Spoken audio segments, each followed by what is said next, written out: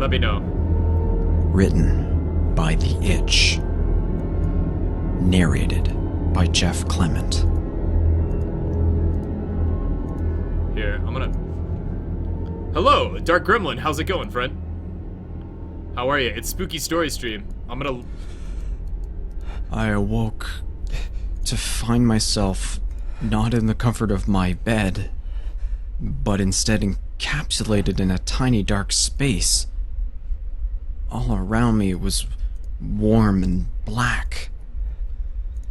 Immediately, I was overcome by the overwhelming panic of claustrophobia. Spooky. Already spooky. I thrashed about in the tiny dark space.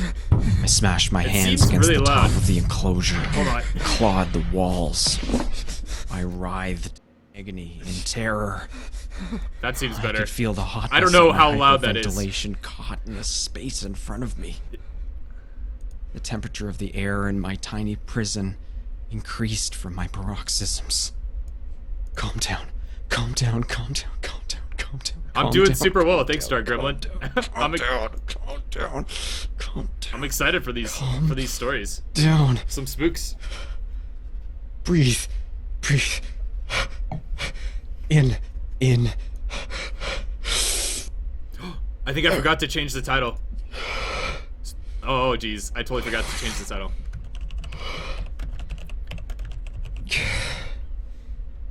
Get a hold of yourself. Spooky Story Stream, please. Stop. There we go. Think. Don't panic. I started to panic. The claustrophobia rose again like a balloon in my chest.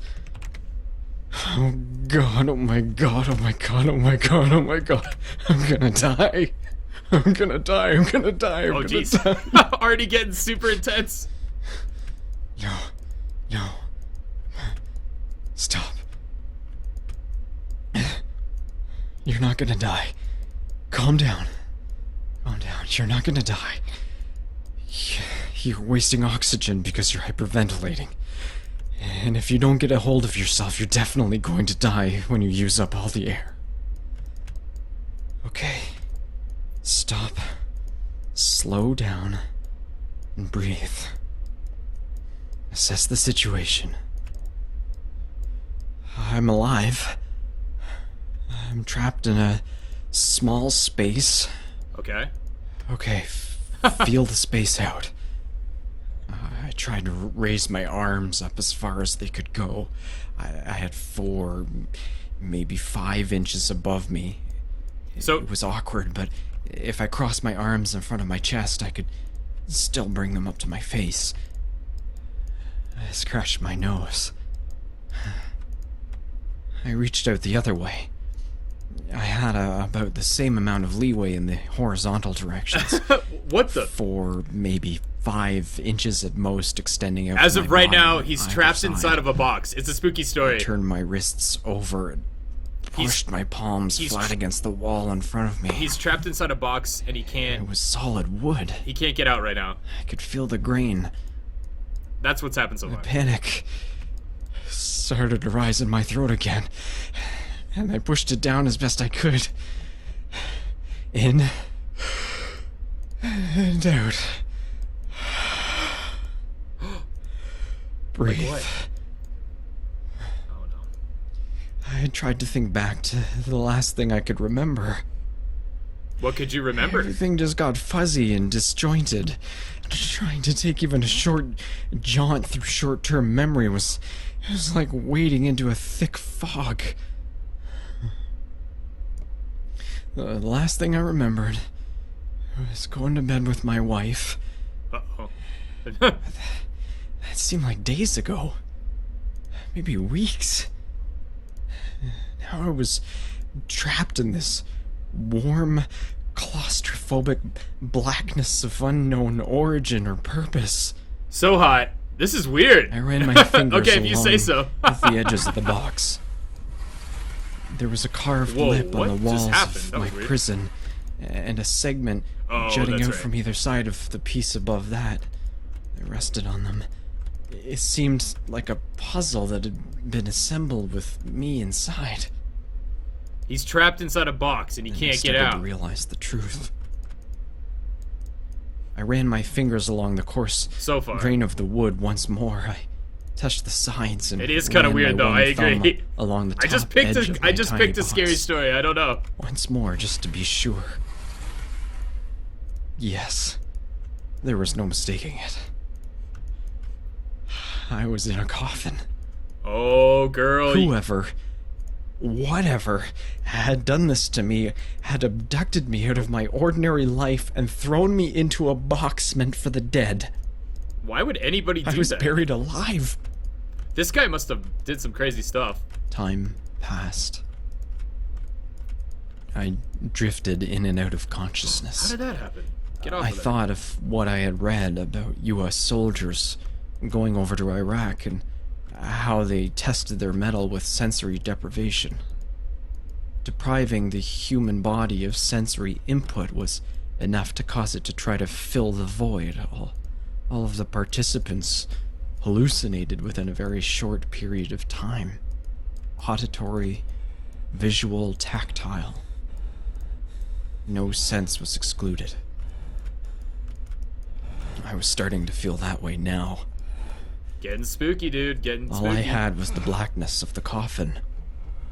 The feeling of my warm breath, and the feel of the unsanded wood beneath my fingers. I was in a coffin. I'm so excited. I might have to take a 30-minute My break. breathing was under control now, Pretty good. but I began to feel the panic slowly rising in my chest once again. I was in a coffin, We got that, buried buddy. alive. Only the air in the box to breathe and no way out. Oh, you can No tell way he's out. Canadian. No You way can- out. Oot. Hey, No Jackson. way out. I am feeling weird. Are you trapped in a box, Before Paul? my mind could spin Get up out of into there, a panic Paul. any further, I was snapped back to reality by everything shifting. Uh-oh. I felt it, unmistakably. The coffin had shifted down and to the left, and then slightly back to the right. Is he getting buried alive? How could That's the my earth guess. shift in such a way? Maybe he's getting buried alive. I lay still in my prison, and I listened to the sound of my breathing, and I felt the warmth of my exhaling in front of me. I could feel it now. The coffin was shifting ever so slightly back and forth. There was a slow, Oh, wait. rhythmic oscillation. What the fuck am I hearing? to the Hey, what's up, box GD? I We're was listening to the entrapped scary in. stories. Spooky stories, I should say. How could this be? There's a guy and he's My trapped in a anxiety coffin. and claustrophobia were pushed aside by my mind racing for answers.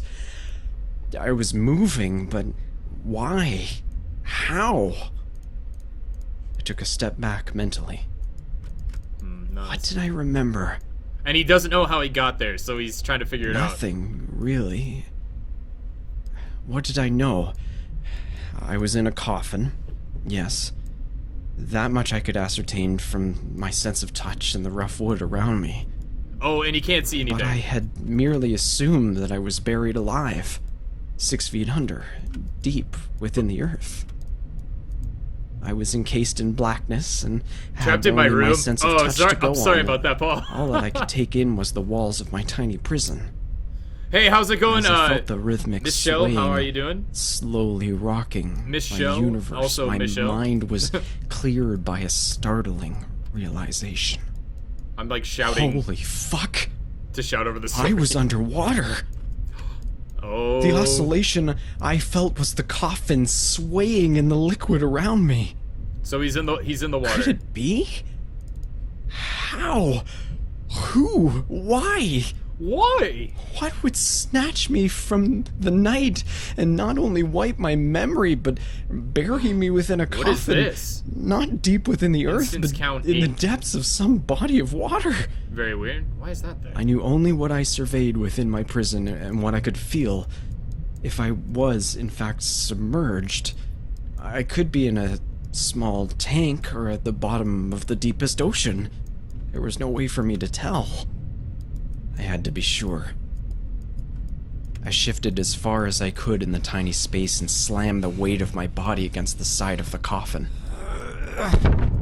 Oh, thunk of my body. he's trying to get out. He's trying to get out. Followed by a gross I'm sense great, of and you? Yeah, doing pretty good. disorientation As my environment swayed wildly back and forth and threw me against the enclosed walls. The amplitude of the pendular motion attenuated and my prison stabilized. Spooky. Well, that settled it. That settled it. I was underwater. Girl, shouldn't have gone Prison underwater. such as the humble one I found myself in now would surely rise to the surface due to the air inside. Surely my weight was not enough to keep it submerged. My casket could not be weighed down, otherwise it would not be free to shift as it just did, or with the periodic motion of the water around me. I could picture it now. Not only was I imprisoned in a casket underwater, but also chained to a point on the bottom, suspended but floating free. Oh man, that sucks. Oh fuck. Exactly. I'm gonna die. I'm gonna die. Oh, I'm gonna geez. die. I'm going to die. I'm going to die. The spooky story is a twist for sure. I had to turn off my music. I like spooky stuff. Onto Oh, the coffin awesome. again. Wildly, I writhed in the tiny confines that were now my universe. Slowly, sense overtook me again, and my breathing slowed. I felt the gentle currents of the ocean rock the coffin back and forth in a long, gradual motion. It was almost calming, in a way. If my mind wasn't so focused on my mortality, I would have found it relaxing. Almost soporific. Okay, now what did I know? 1, I was trapped in a coffin. I banged my palms flat against the board above me. Yeah, there was never any doubt of that. 2, I was most likely, if not surely, underwater. 3, the gentle rocking motion that I felt almost surely meant that I was in the ocean, or some other large body of water. Dude, that sucks. I could feel myself getting tired. Soon I would be lulled to sleep by the gentle rocking of the ocean and the thickening warm air, which was growing ever more oxygen depleted with every breath I took. What were my options? Not Dude, many. he's gotta kill Bill his Crying way for out. help He's gotta would do like no punch good. his way out of the coffin. Could I dig my way out? Nope. With what, Sherlock? I felt in my pockets for my keys, but they were gone. Could I smash the coffin? That's the only way, Surely man. whoever went to all the effort of abducting me, encasing me in it, and suspending it from the ocean floor would also make sure it was sturdy. Once more, I thrashed in the coffin. The lid above me would not budge. It had the weight of the entire ocean above pressing down upon it. When I hit the sides, I felt them give a little. The wood was soft. I could feel it. It is a well-known but little considered fact that the average person possesses far more strength in the legs than the other parts of the body. This is why it's always so silly to see an action hero in a blockbuster film attempt to break down a door with his shoulder. This will only result in frustration and some very bad bruising.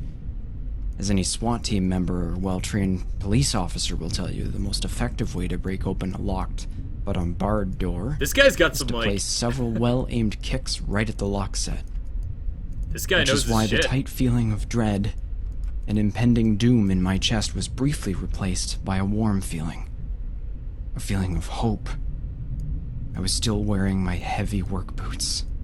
There was barely any room within the confines of the coffin to draw my leg back, but I had to try. I brought my right He's leg got it, he's up got as it. far as I could and to the side a little where there was space. The soft wood gave a little under my kick. Now the left. I felt the wood flex and the vibration shake the rest of the coffin beneath. Oh, he's gonna break out. God damn it. I was gonna do it. I was gonna live. I was going to fight my way out of this stupid box or die trying. I kicked with my right again, harder. The wood gave a little. Again, the left. I could feel it weakening. I began to kick wildly at the bottom of the coffin in rapid succession. The exertion energized my body to a fever pitch. I shouted nonsense now and screamed as I thrashed and kicked at the bottom. Oh shit! Pain rose in my legs. I couldn't keep this up much longer. I'm not gonna die, I'm not gonna die, I'm not gonna die, I'm not gonna die, I'm not gonna die, I'm not gonna die.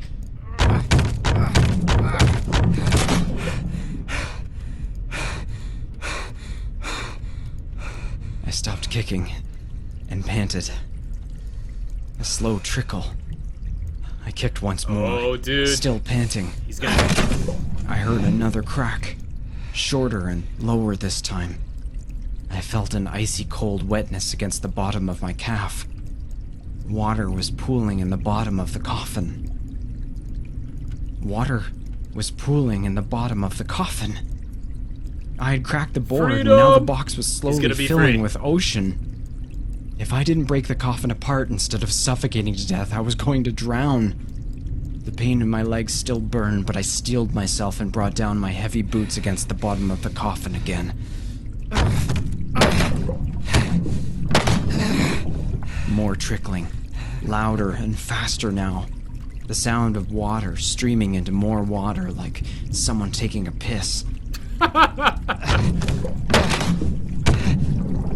Turns out... Damn you to hell, you fucking bastard! I'm not gonna die like this! I brought both legs up as far as I could and kicked out with the last of my strength.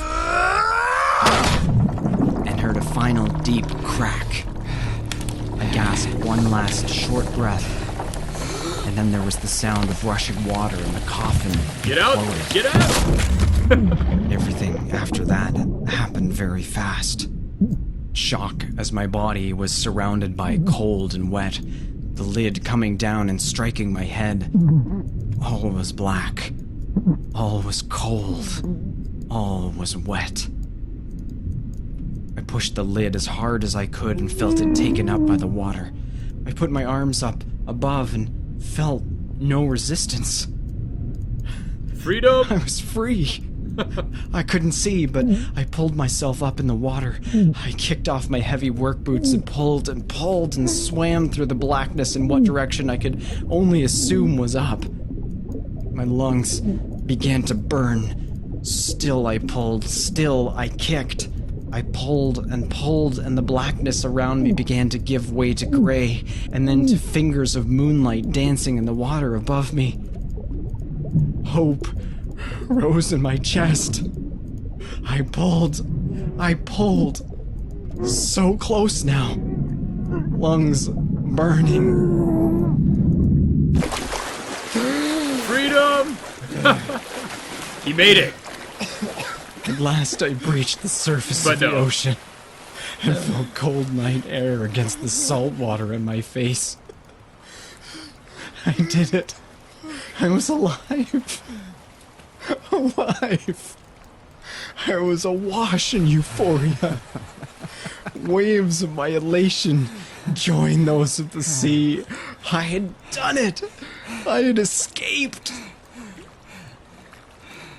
I looked up into the beautiful full moon and felt more I swear, alive if he than gets I'd ever if he felt. gets eaten by a shark, then that's Smiled a it. giant smile and breathed the cold, fresh air of the sea. It sounds so dirty.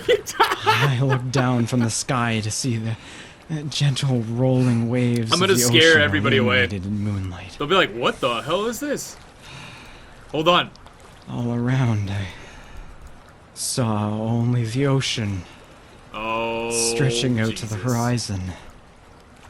A perfect plain, extending off into infinity in all directions. Well, just sit in your coffin, I dude. was adrift. Just at sit in the sea. coffin. Oh my god. Did he not His coffin's still got to float. I miss the warm blackness of the coffin. Oh my god. Okay. Is that it? Oh my god. Come on. Give me something. Thanks for listening. The story you've just heard in this channel are fan-funded. Visit Chilling Tales. Oh, no, it was pretty good. It was pretty good. I'll take that. Okay, let's see. Okay, if everyone's against the scary stories, then I won't play them. But I think it's fun listening to the spooky stories. Anyways, it's my stream, so what I say goes. Let's see. What's a good? I'll bring this up. Let's see if we can find one. Let's see. The one in Pirates Cove. Oh, the origins of Freddy Fazbear's.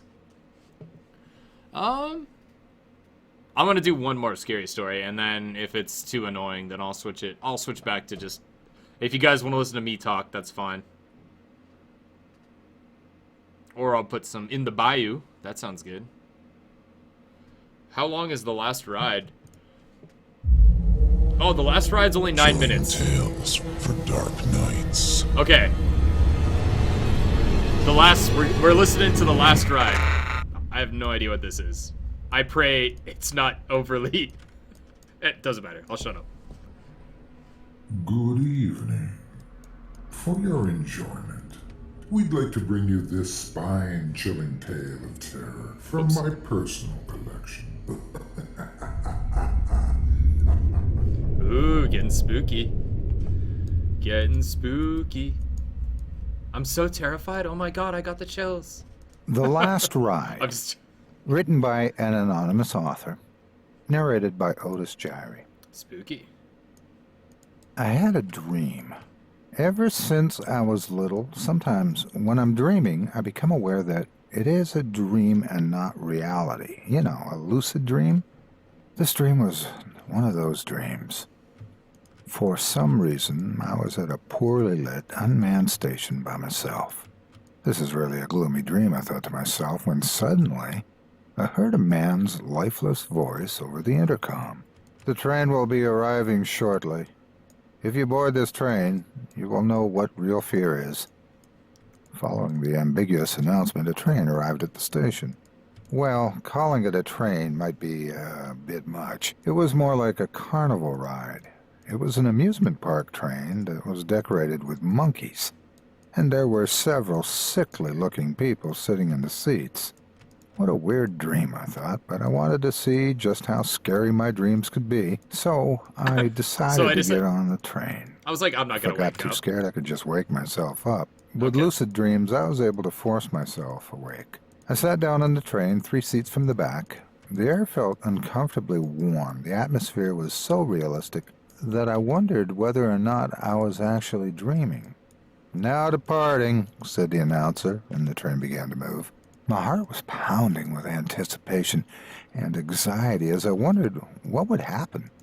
As soon as the train left the platform, we entered a tunnel.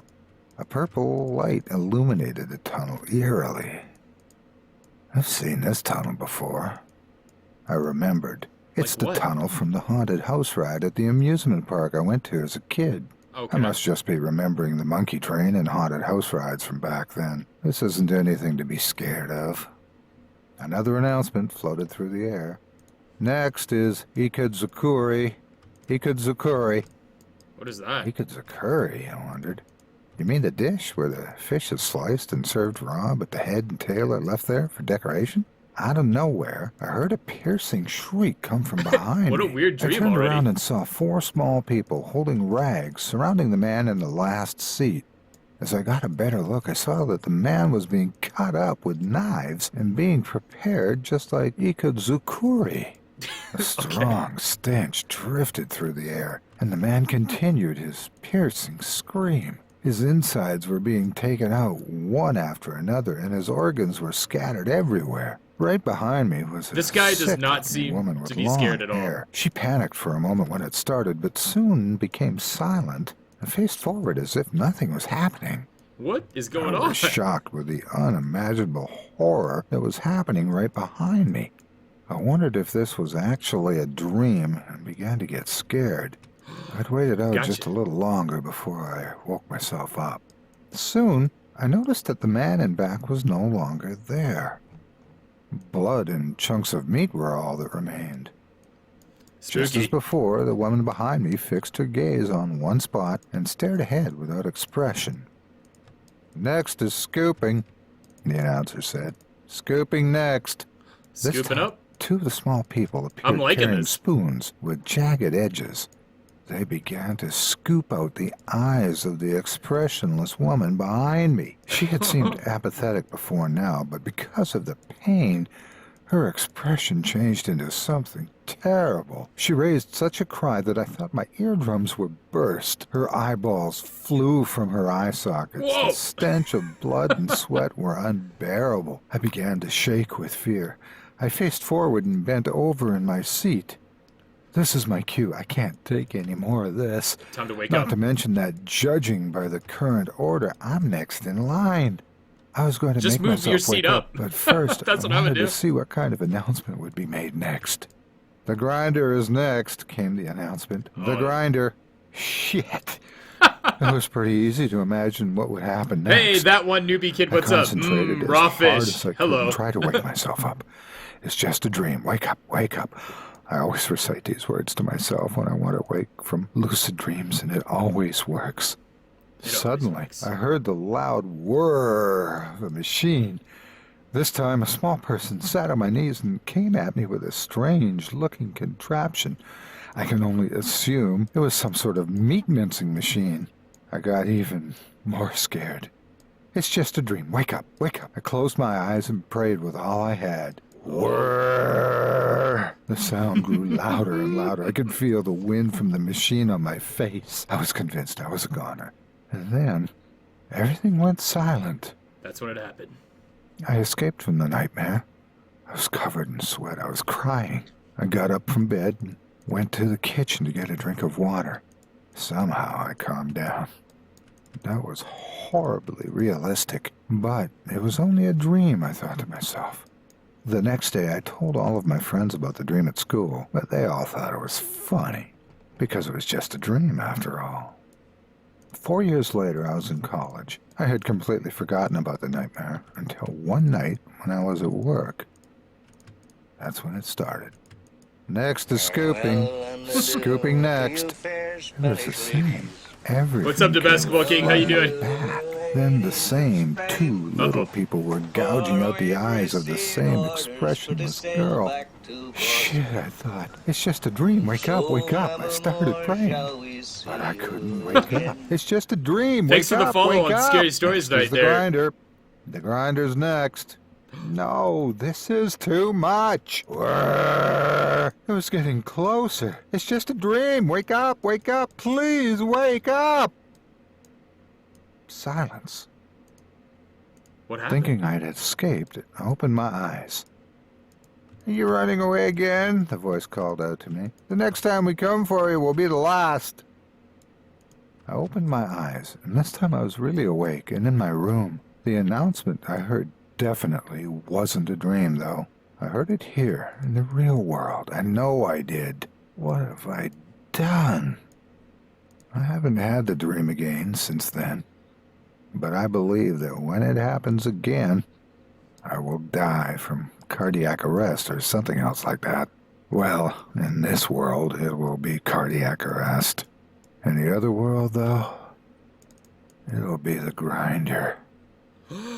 Gotcha, Grinder. That was pretty I good. hope you enjoyed this evening's I did enjoy little that. tale. Let's see. I want to listen to... How long is this one? Okay, not that long. Chilling tales. One more. I want to listen to the In the Bayou one. That one intrigues me. Spooky.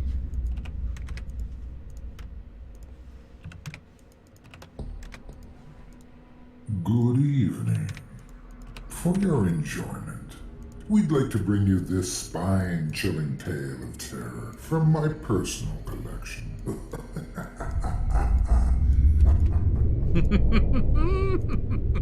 I like that. That's spooky. Nothing better than a spooky laugh. In the Bayou by Nihilist. Narrated by Otis Gyrie. Otis. If you want to understand why I left the place I was at, you're really just gonna have to hear the entire story, sure? You won't believe it, of course, but your skepticism means nothing. Because what I saw that night on the bayou has been with me ever since. Ooh. In my mind, in my thoughts, and sometimes even my dreams. Spooky. It exists as a disturbing memory that I cannot shake away. That will never go away just so long as I live. It will be one of those things so terrifying that it'll still be just as keen in my mind on my deathbed as it was the day it occurred. But whether you believe it or not, I'll tell it to you anyway. Okay. It's not only to serve as a warning, a plea for caution, if you ever find yourself near the swamps late at night. At the time, I was working at a shitty little fast food place. Now, already it's relevant to me. Worse than working at a shitty fast food place is working at a shitty fast food place on the night shift by yourself without a vehicle. Especially when you just this is so relevant to my live life. in the heart of rural Louisiana. Except it wasn't as bad as Such that. was my case some years ago, the night that this event happened to me. During this time, I lived quite a few miles away from the restaurant I worked at. And due to my lack of a vehicle or any access to a public bus system, I was dependent on others for my transportation to and from work. One night, after a busy evening of serving customers, I closed the store and locked up the restaurant. When I phoned for my ride, nobody answered. Now, I'm not here to throw a pity party, but I can't help but to express anger at the fact that the person who drove me to and fro to work was my roommate, who had a car but no fucking job, and I was basically the only person in our house who paid the rent at this time. And this loser had the carelessness to fall asleep, leaving me no fucking option but to walk again. This was not the first time this had happened. The first time this had happened, it took me an hour and a half to get home, walking briskly. And to those who have never been to the rural regions of Louisiana, I have not. you got no clue, Shaw. You got no clue. Here we have what is called a bayou. It's basically a swamp. Thick, murky, moist, frog-laden, mosquito-swarming, gator-infested, crappy-smelling swamp. Crappy smelling With swamp. thick, tall grass, cattails, cypress trees, and heaves of pond scum. Ugh. Ugh. This guy's And so good. I just so happened to live on the bayou, all the way down a long dirt road with hardly any lights for the streets and thick swamp on both sides of the road. There are no side roads, and the houses down this street, they separated sometimes by more than a quarter mile apart. It's not merely spooky walking down this road at Sucks. night, it's fucking terrifying. You hear sounds, both real and imagined, coming from the bayou. Chirping, croaking, howling, grunting animals. The rustling of leaves and branches in the canopy of the cypress trees, and the splashing water from underneath them. That's the worst. Well, you can hear the sound of something lurking nearby abruptly dunk underwater. It could be a turtle, a snake, or a gator. You never know. You just keep walking, with your teeth and hands clenched tight, hoping nothing crawls through the tall grass next to you and onto the road. Or even worse than the subtle dunking sounds, the sudden splashes that happen when you're walking and scare a toad or a frog and it jumps into the water.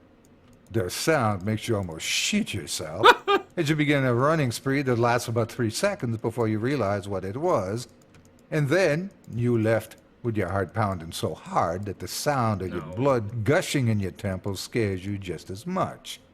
These are the types of things that happen when you're in the bayou.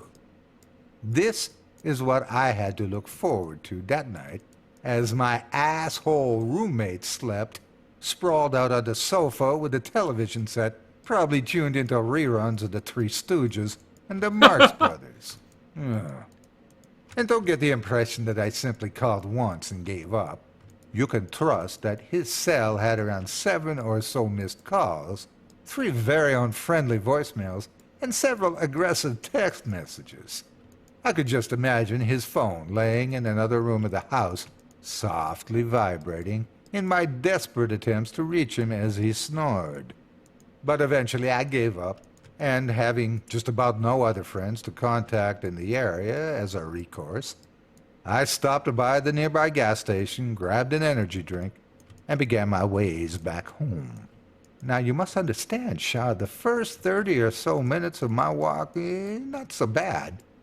I'm still in the most populated part of town, and there are streetlights, stores, houses, and cars passing by in large numbers. That's important. Jaywalk. If there are Time a to lot jaywalk. of cars going by you, you feel safer than when there are very few cars going by. Because when there are only 1 or 2 cars that pass you every 3 minutes, gonna get murdered. that means there could be a psychopath in one of those cars, and they may have just enough time to stop by and murder you without being caught. But if there are a lot of cars around, there may be psychopaths passing by, but they'll most likely not kill you then because there are too many people around to witness the crime. At least that's my reasoning. I digress. Pretty logical reasoning No so far. psychopaths pulled up next to me as I walked down this part of town. Next, there comes a time in my journey where I have to turn down several suburban neighborhoods and walk some streets to get to where I'm going. And here's where things get a little less safe, and I have to be a little more cautious. There's less traffic down these roads, and you never know when some punk or gang may be hanging out in some empty lot or house who might mess with you or try to pick a fight or mug you or just take an empty bottle of malt liquor and bash your skull in, as an initiation ritual or something. These are the thoughts that go through my head as I walk this region, and they keep me on my toes until I reach a point where houses become fewer and fewer and the bayou begins. Uh-oh. This is where the dirt road leading to my home is.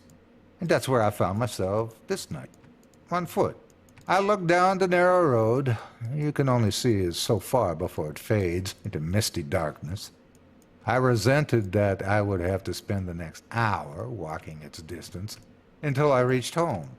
But anger took hold of fear when I thought about how all of this could have been spared if not for the neglect and carelessness of my roommate. When I got home, I was really going to have it in for him. I truly considered at that time the possibility of physically smacking his damn face.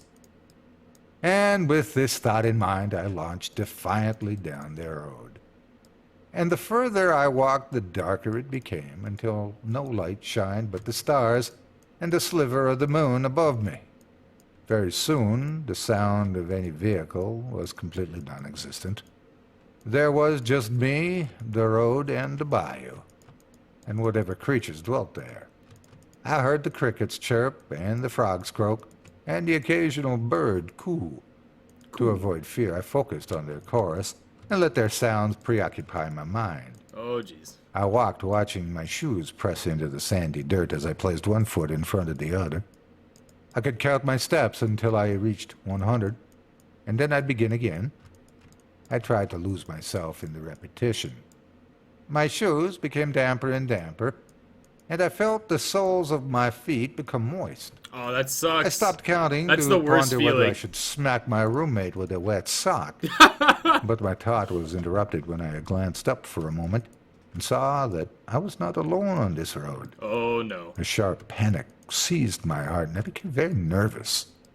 Oh, Shaw, a long distance up ahead of me, I could discern the soft silhouette of a figure. It was so far away that I could not tell whether it was moving ahead or in my direction.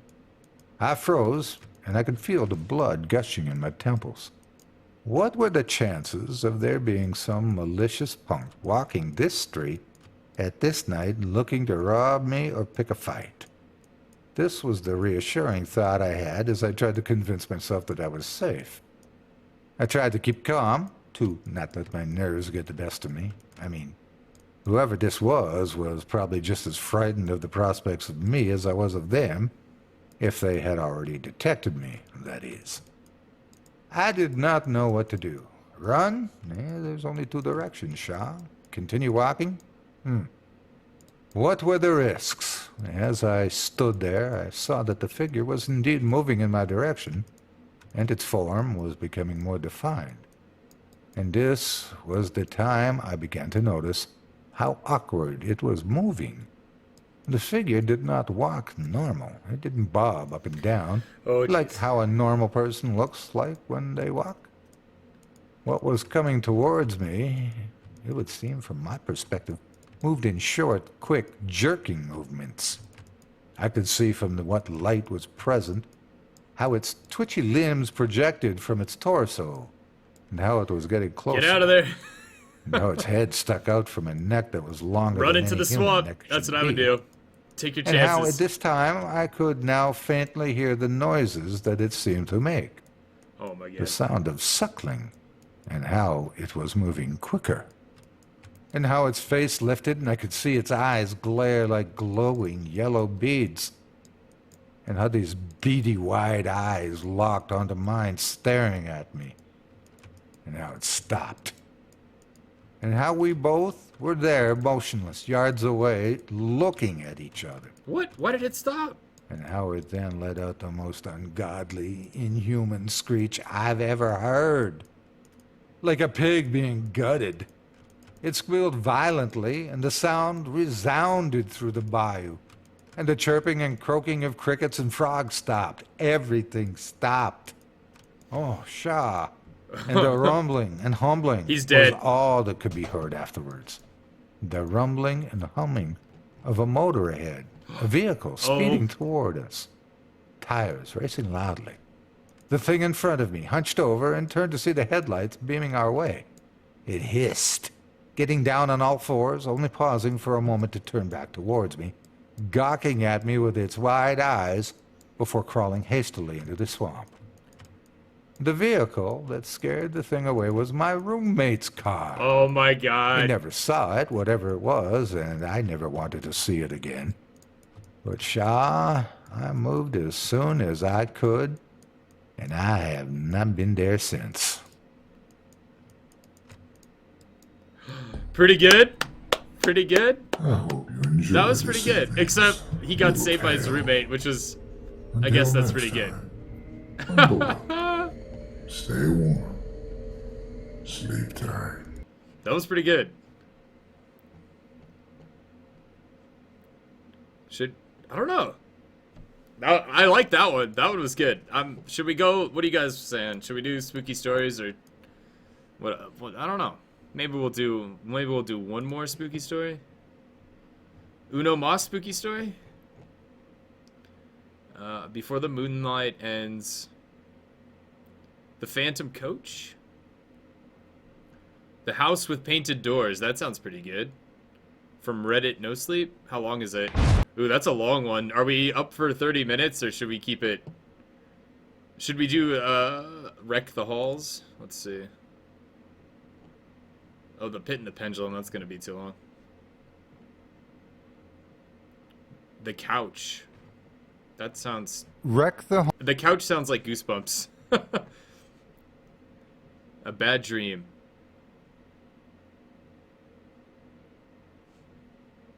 Let's see.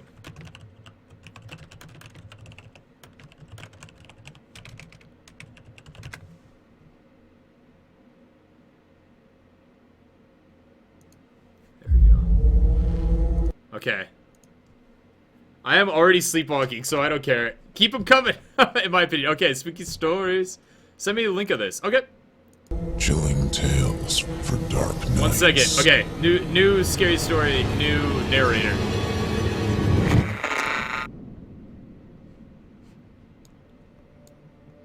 Spooky. This is called A Message in a Very Old Bottle. This looks good. This looks spooky, just from the picture. I work on an ocean-going research vessel. We do some incredible things.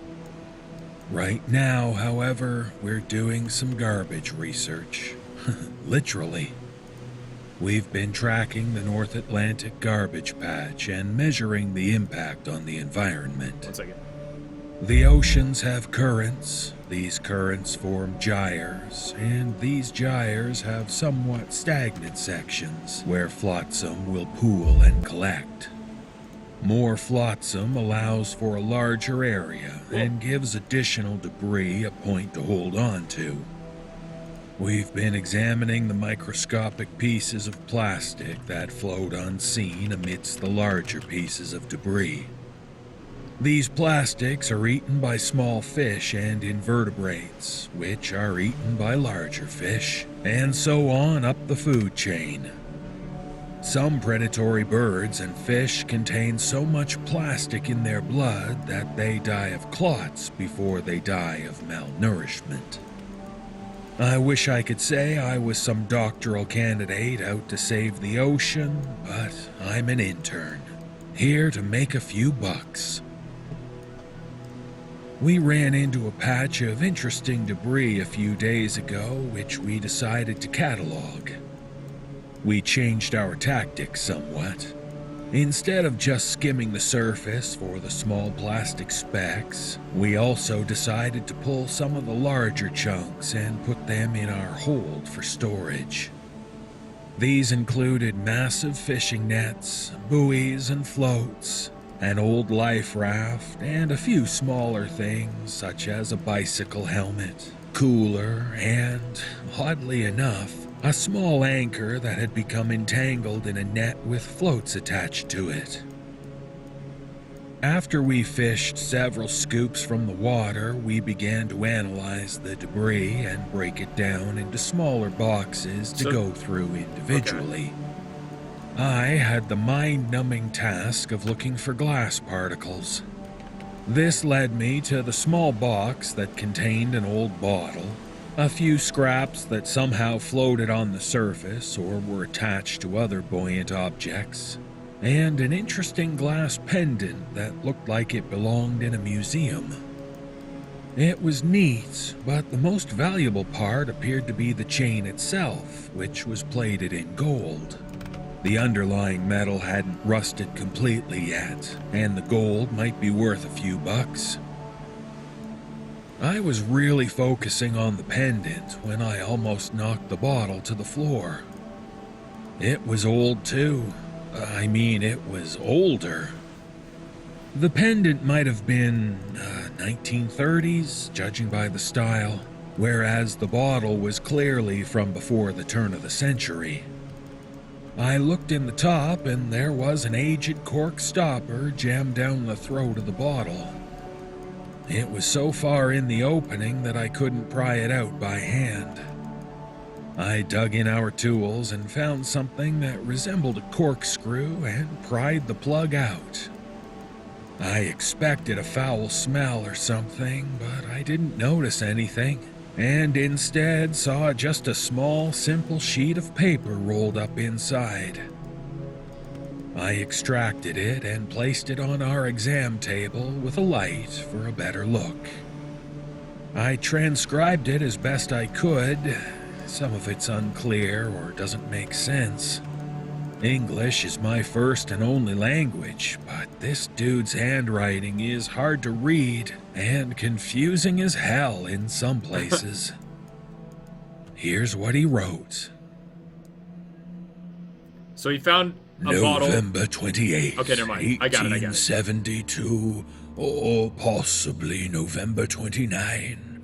I am unsure of the hour, as it is very late or very early. I have given up hope. The storm that has plagued us has turned queer. What? I do not understand what the sky wants from us, but it will not yield. I have asked God for forgiveness for my sins and am resigned to my fate. I may have not been able to save my wife, my child, or any of my men, but they have been unable to catch me as of yet. I hope that they do soon. The water is very cold, and the storm threatens my small boat with each wave. It started 3 days ago, or 4, I am unsure, with a peculiar-looking cloud that followed my ship for several hours before nightfall. The crew made note of it and prepared for a storm. The cloud seemed to glow and gave off an aura of evil. I don't know what we beheld in those first few days, but it certainly gave me pause.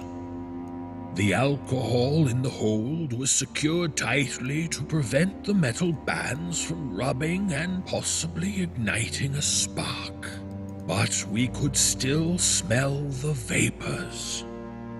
It unnerves me even now. I ordered our sails to full to try to get ahead of the storm as best we could, but it was no use. The wind seemed to carry the storm far faster than they carried us. Just as the sun set, the sea stirred up a wicked maelstrom of mountainous waves within minutes. Waves tall enough to sink a ship twice our size came into view before the night stole our light from us. I ordered the sails down as quickly as possible, but one became entangled and the other ripped in short order. We began to take waves over our sides, but the bilge pumps handled them well, at least for the start.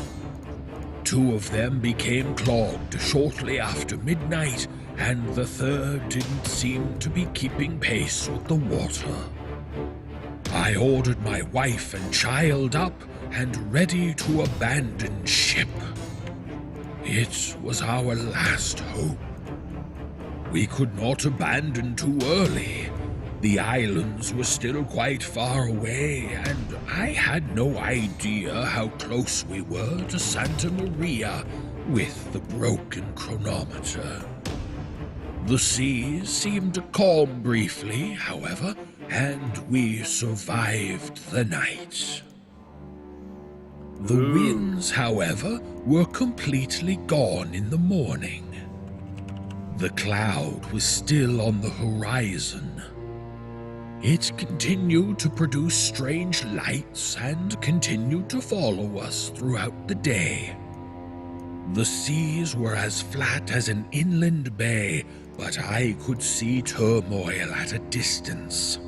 The cloud had massive waves all around it, but somehow our vessel was spared.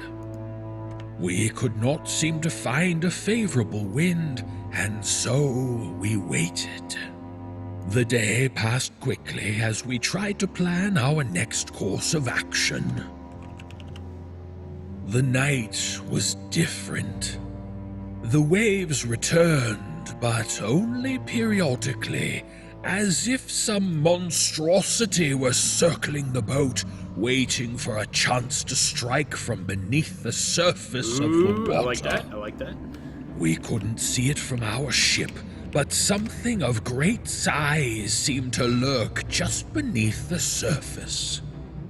It was big enough to cause massive sudden waves that threatened to capsize our ship and washed one of my men over the side. I realized once the sea calmed that it was Albert. He never surfaced. Albert's gone. The day turned to night before our eyes in some sort of cruel twist, and the rain started anew. I woke to a scream amidst the torrent and blindly reached for the wall as I stumbled in my cabin.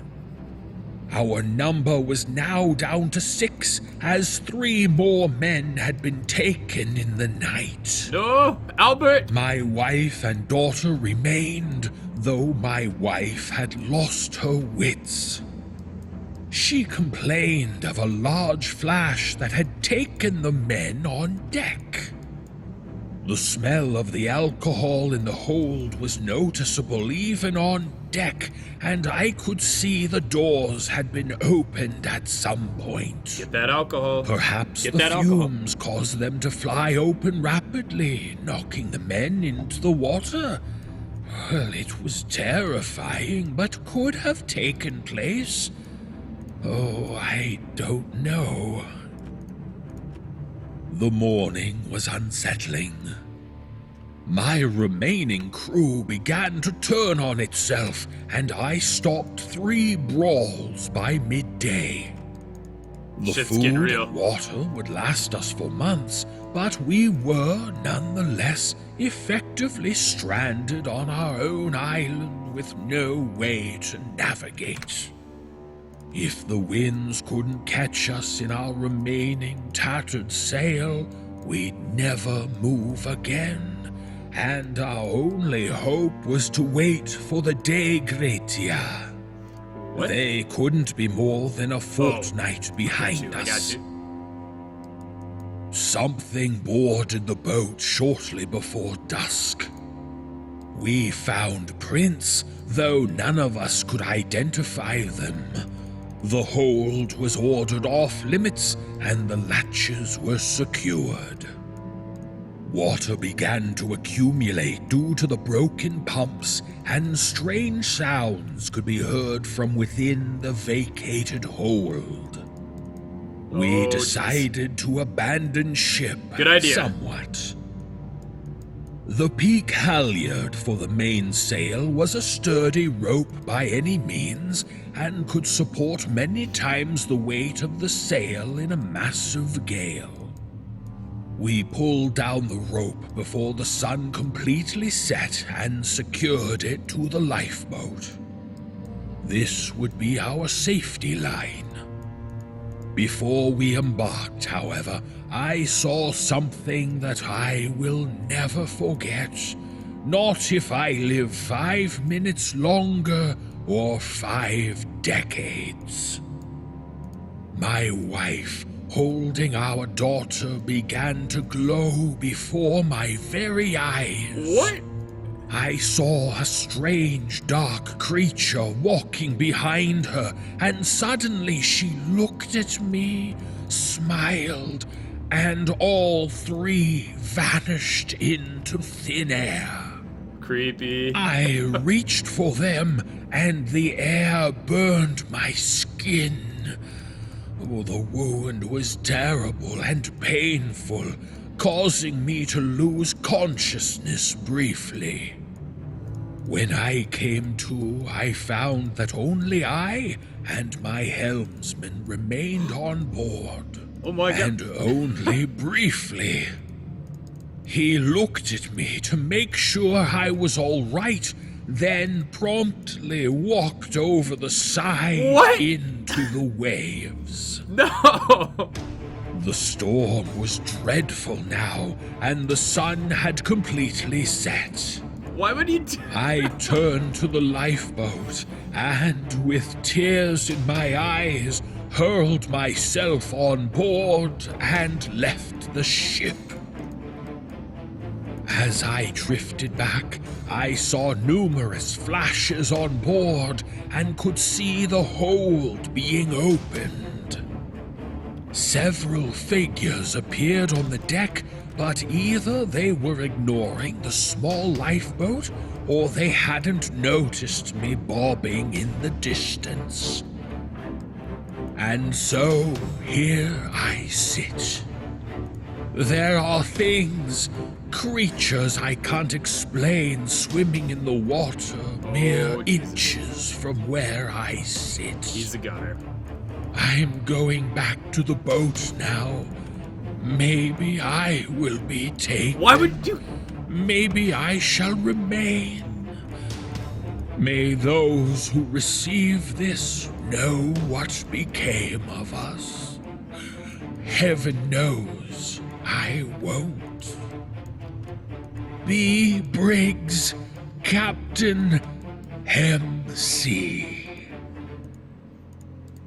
That was the most epic note. I emailed my boss. It's not over. As we're currently on opposite ends of the ship, and he told me to wait right there.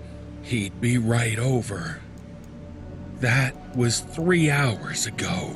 Oh, Jesus. It doesn't take that long to walk 350 feet.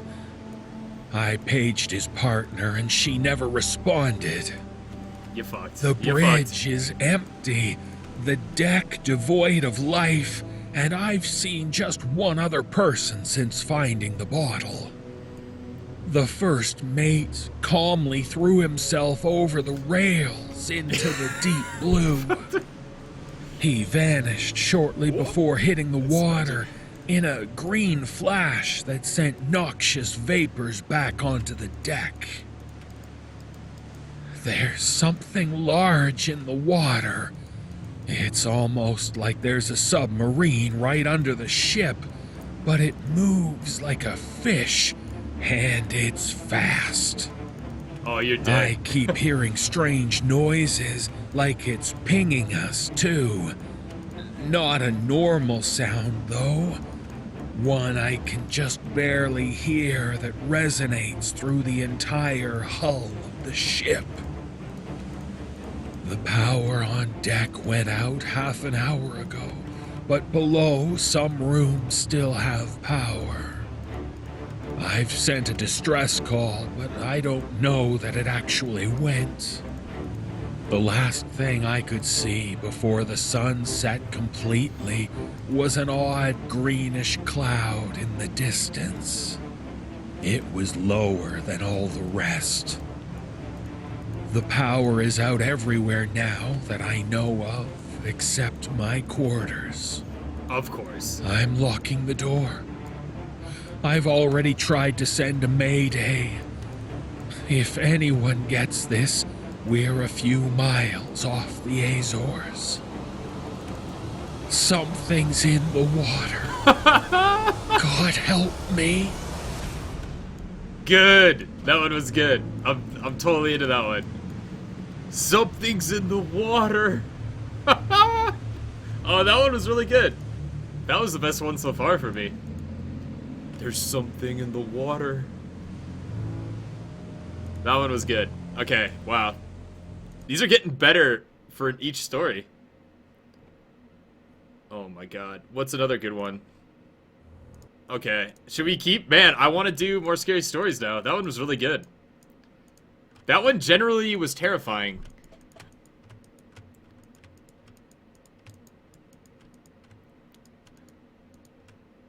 If you saw, like, your family just, like, nodding at you and then just disappearing into the distance, that would totally suck. Also, if your best... Or not your best man, but your helmsman... What was it? Your... Yeah, second in command? I don't know. But if you jumped out into the ocean, that'd be pretty sad. Okay. Wow. Okay, once I get another story, get another spooky story. That one was really good. That was a lot of fun. Okay, this one is called... Well, Mr. Peters saw everything? Let's see, we have Mr. Peterson saw everything, or we have the Deer Gods, or we have... Oh god, that one's an hour long. I don't know if we could do an hour. There's a 30-minute one. Wow, I just spit all over everything, sorry. The Truck Stop Horror, that sounds pretty good. Are we down for that? Okay, we're going with the Truck Stop Horror, that sounds good. Chilling tales for dark nights.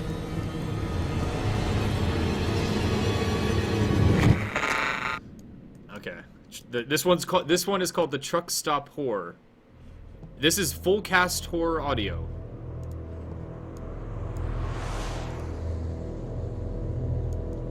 A Truck Stop Horror by Joshua L. Hood. Narrated by Peter Bishop. Featuring Jesse Cornett, Brendan Hurlbert, Rebecca Pearson, Sariana Gregg, Otis Gyrie, Jonathan Jones, Steve Taylor, Andrea Rose, and Joseph Gable. Original score, production and sound design by Jesse Cornett.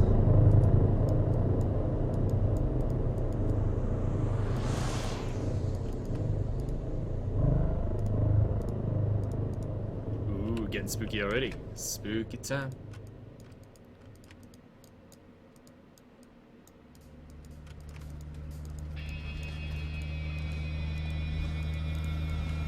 An island of light floated in the distance, straight ahead and just off to the right. It flickered behind the trees, then sank below an invisible ridge as the LeBaron rattled down the hill in the dark. A single headlight stabbed into the night through ancient pines ahead of it. Paul eased off the gas a touch and let gravity do its part. On the last hill, he felt the splutter and lurch of a thirsty gas tank. I thought the same. He didn't know how many hills the car had left in it. The light island was glowing closer. Paul might make it yet.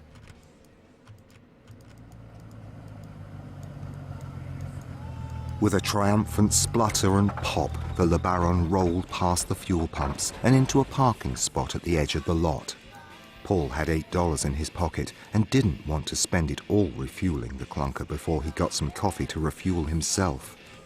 Since the next town was over 80 miles away, he was aware that he might have to skip paying for gas altogether, which would be easier if he waited to fuel up until after he ate. It all depended on the price of coffee and some pecan pie. Gas was 92 cents a gallon here.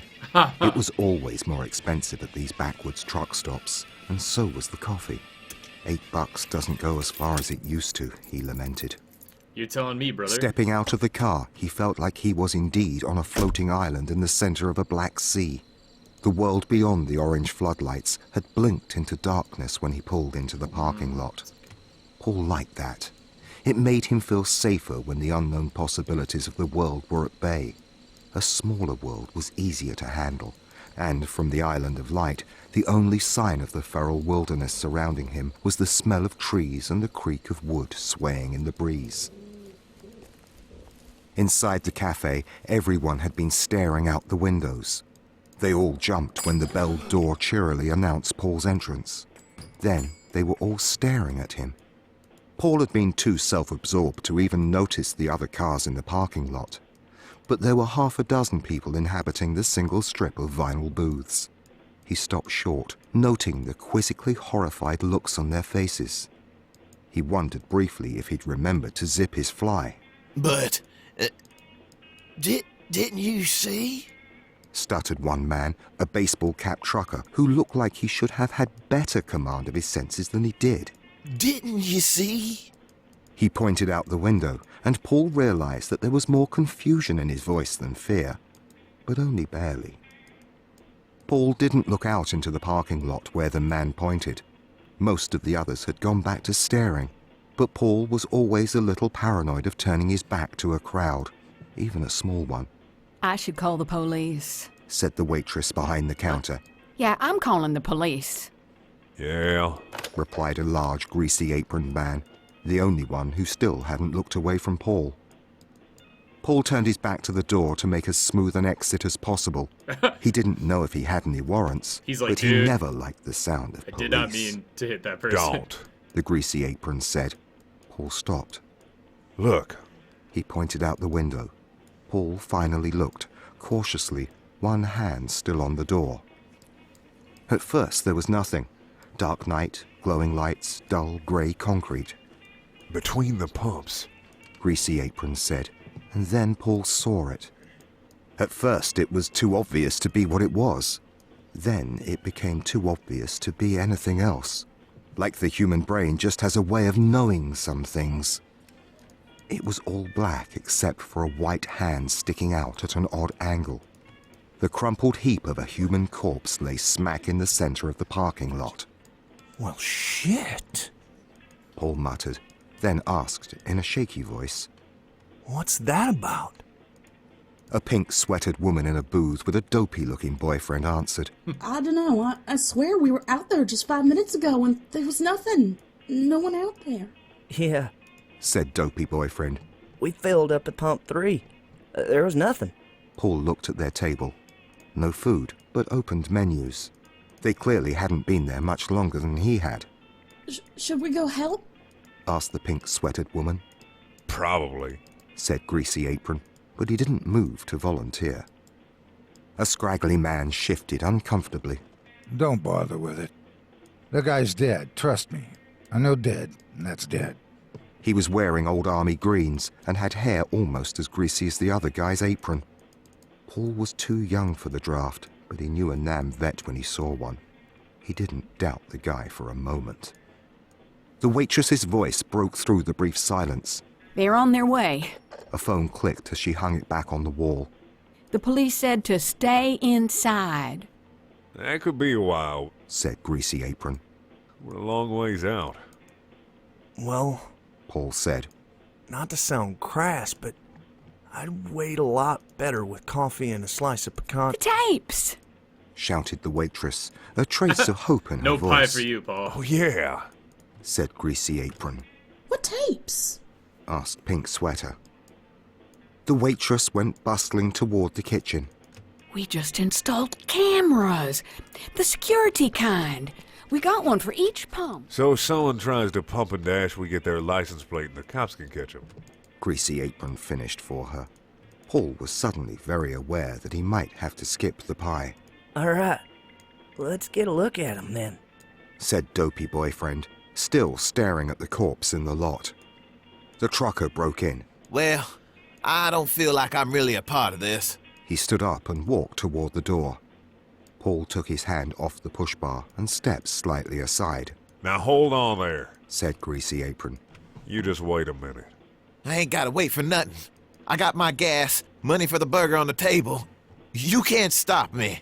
Fear rose in his voice. I ain't gonna stop you, said Greasy Apron. But I'd like to point out that 10 minutes ago there wasn't a dead guy Thank you for lying the follow, 30 Fred. feet away from that front door. And now there is. Hold on. Oh, jeez. I'm in KGTV. Thank you for the follow. Okay.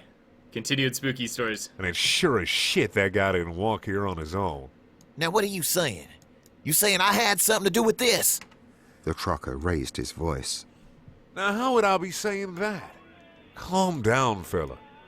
Now think about it. You didn't do it. None of us did it. But someone did it. And they're no further than 10 minutes away in any direction. You really want to be going out there now? The trucker slowed his pace and stopped right in front of the door. He peered out into the darkness beyond the shores of the island and said nothing. Paul took a couple of steps back from the door. The corpse loomed. Besides, Yelled waitress from the kitchen. ain't you got no sense of mystery? Don't you want to see who done it? She sounded almost excited. Got it rewound. Come back here and look. Whether she was just talking to her co-worker in the Greasy Apron, or if she meant everybody, they all shuffled back into the kitchen and huddled around a back desk, propped up on one side by a safe and piled with old receipts. Above it hung a black and white TV mounted to the wall. Each corner of the TV showed a different gas pump in grainy shades of grey. Where the 4 points met in the middle was a slightly misaligned black lump. The pictures disappeared with a click and were replaced with a single, blown-up version of pump number 3. There was no body. The time code read 20 minutes earlier. Ghosts of screen burn still crisscrossed the image, adding to the poor resolution. Paul doubted that anyone was in danger of getting their plate number read by this cheap system, at least after dark. The waitress clicked a button on the VCR and the image warbled forward until the shape of an Oldsmobile pulled up to the pump. It was 12 minutes earlier, That's our car. said Pink Sweater. There I am, heading inside to get a table. She narrated. And there's Dougie getting gas. The waitress clicked fast forward again. The dopey boyfriend, Dougie, tapped his toe rapidly, then jumped back into his car in a big old hurry. Stop there! Pink Sweater said. The image clicked back to normal speed. Just as the back corner of Dougie's Olds winked out of view, a shadowed shape could be seen at the corner of the screen. It was at the very top of the display, blurry, indistinct, but as the tape rolled forward, it was clear that the shape was loping, like a foot rising and falling out of view. Everyone was holding their breaths. The foot moved across the top of the screen, stopped at the opposite corner, shuffled around a little, flopped a silent but heavy object down onto the pavement, then walked slowly back the way it had come. The image went still, empty except for that one dark shape at the corner. No one spoke for a moment. Another angle. Greasy Apron said suddenly. Everybody jumped. Sorry. But let's try another angle. Try camera 4. It shows some of the entrance and more of the parking lot. The waitress hesitated, then pushed eject. The tape from camera 4 was pushed heavily into the slot and it whirred backwards. She stopped it and the screen popped into view. From the new angle, the body would be at the bottom right corner of the screen. In the top left was the entrance into the parking lot, the shore of the island. Suddenly, Paul felt less secure in this isolated little world. This time, she fast-forwarded the image to just where Dougie started driving away from pump 3. Then, instead of hitting play, the waitress hit stop. Everyone looked at her. She took a big breath and, almost enthusiastically, hit the play button. All eyes snapped to the screen. A dark shape emerged. It was much bigger from this angle. Everything visible but its feet. The shape was that of a man, but not quite. It had the body hefted over the shoulder closest to the camera, so that only the limp corpse could be seen above its waist. It walked heavily. The color of its clothes couldn't be made out, and though no one said it, it was because they all knew that its clothes were actually some sort of matted and tangled fur. What? And it was tall. Impossible to tell exactly how tall, but tall. Behind the lump of a corpse, a long arm swung down in a far more exaggerated way than necessary for its pace. Distended fingers, maybe sharp at the ends, clenched and unclenched into a fist as though it was working out its tensions on an invisible stress ball. It stopped. The body swung left, then right, rocking almost rhythmically. Was it looking for someone? Making sure it was unseen? Impossible to tell.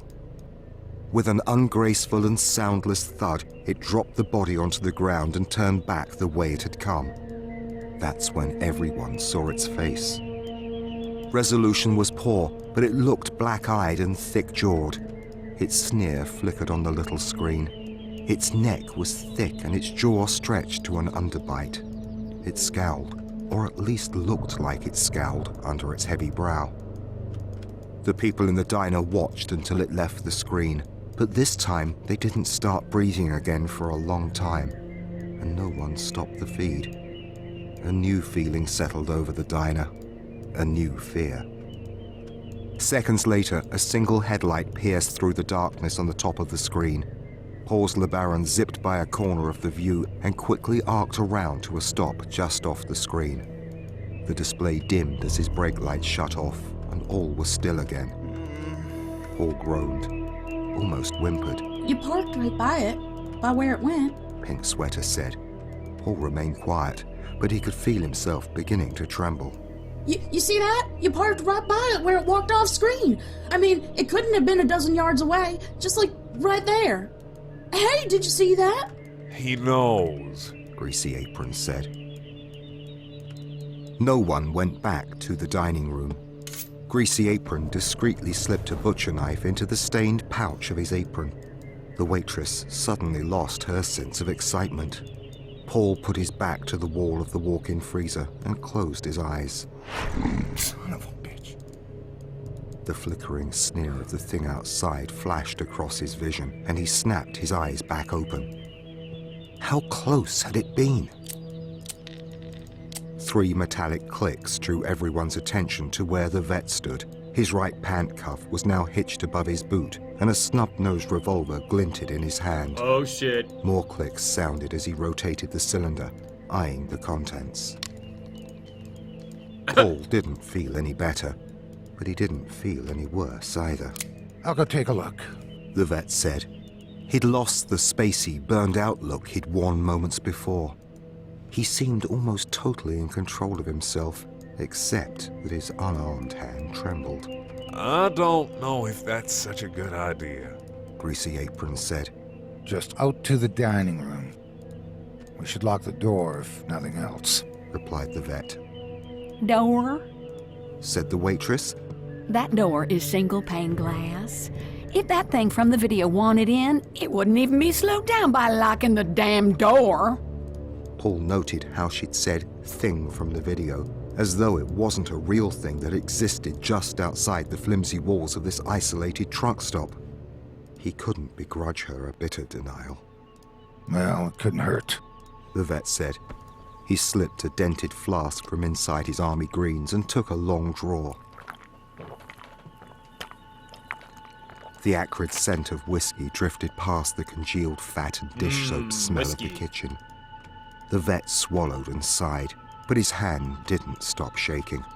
And now Paul saw that his gun hand was twitching as well. Maybe we should just wait here for the cops, Paul said. The vet looked down at his hands and back at Paul.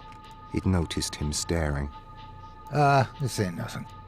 Just give the old magic some time to kick in. I'll be steady as a rock. He patted his coat, a semi-hollow thunk sounding from the flask inside. Paul shrugged. Seconds later, holding the revolver like a cop in Dragnet, the vet crept out to the dining room where they'd all just been sitting. A short silence ensued before his green-coated form crossed in front of the serving window. Hanging receipts fluttered as he passed. He rounded the counter and went up to the windows, crossing toward the door. Another short silence. Then a loud sound startled everyone. Paul thought it was a gunshot at first, but it wasn't that. Too metallic. It's all right, it's... Greasy Apron whispered. Just the door latch. I've been meaning to get some graphite in it. Shh! The waitress hushed. Everyone fell silent again. The green coat crossed back in front of the window, but then stopped. He jolted around and everyone heard a gasp. They tensed. Holy shit! The vet said, half whispering. Get out here! Everyone, get out here! They didn't pause. Something in his voice overrode their fear of being seen by the thing outside the window. In a disordered herd, they bustled out into the dining room, looking around themselves like they'd never seen the place before. The vet was staring out the window, pointing his gun languidly towards the gas pumps, clearly not intending to fire. Paul squinted against the reflected light, then saw what had caught his attention. The corpse had moved. The like video! What? The waitress said to herself as she trotted back to the camera display. No one else followed her, but waited and stared. 2 of the videos had been ejected, but 2 others were still recording. A moment passed, and she said, My God, he's alive! Impossible, the trucker said. You said he was dead. The vet didn't look away. I just didn't want anyone to do anything stupid. You mean you knew he was still alive? Pink Sweater gasped. I didn't know nothing, but I suspected something was off. And I was right. Saw this back in the war. You injure a soldier just enough to make his compadres want to go out and rescue him, and then blam! Greasy Apron looked at the vet aghast and somewhat disgusted. The fuck you thinking? You ain't a nom anymore. He stopped when the corpse outside lifted a heavy arm and pulled himself a little closer to the light of the cafe. Oh shit. It was a slow and obviously painful move, desperate but hopeful. To hell with this, Greasy Apron said. He drew the butcher knife from his apron and began to round the counter. Stop right there, the vet said. He pointed a shaking finger at the cook and sidestepped to block his way. You ain't getting anyone else hurt for this stranger. He ain't one of ours, anyway. One of ours? Paul mouthed, confused. Get out of my way, Greasy Apron said, raising the knife. The vet reciprocated by pointing the snub-nosed revolver at his chest. Oh, shit's getting intense. Oh, you wouldn't. Don't test me, the vet said, quickly lowering the gun to point at the cook's knee instead. One of ours? Paul said out loud. What do you mean by that? What? The vet asked, not looking away from the big man with the knife. Paul persisted. Now just hold on, you two. What do you mean by one of ours? I just mean, he's not from this diner, okay? A stranger. Not worth dying over. Greasy Apron scoffed. Ain't none of us friends, fella. I don't even know your names. Oh, you need to leave the jungle, man. We ain't on no team here. Maybe we are, Paul said. Or you are. Think about it. It's trying to lure someone out of here for some reason. If it wanted to just get anyone, then it could have gotten me a long time ago when I was walking in. I mean, why else go through the trouble of the trap? Why not just snatch any old person off the road? Why not be happy with the victim he's already got? Man, I think you need a drink of what's in his pocket. Dougie chimed in. You're giving a lot of credit to a monster. Maybe, but if I'm right, then that means it doesn't want me or you two either. Paul pointed at the couple. Since you came in right before me, clearly it hadn't laid the trap for you. It could have snatched either of you up right off the bat. Think, guys, has anyone done anything to piss off whatever that thing is? Everyone looked at Paul like he was nuts. I know how this sounds. He began, but was interrupted by a low moan. A gurgling cry filtered through the glass. The injured man in the parking lot was trying to roll over. He moaned again.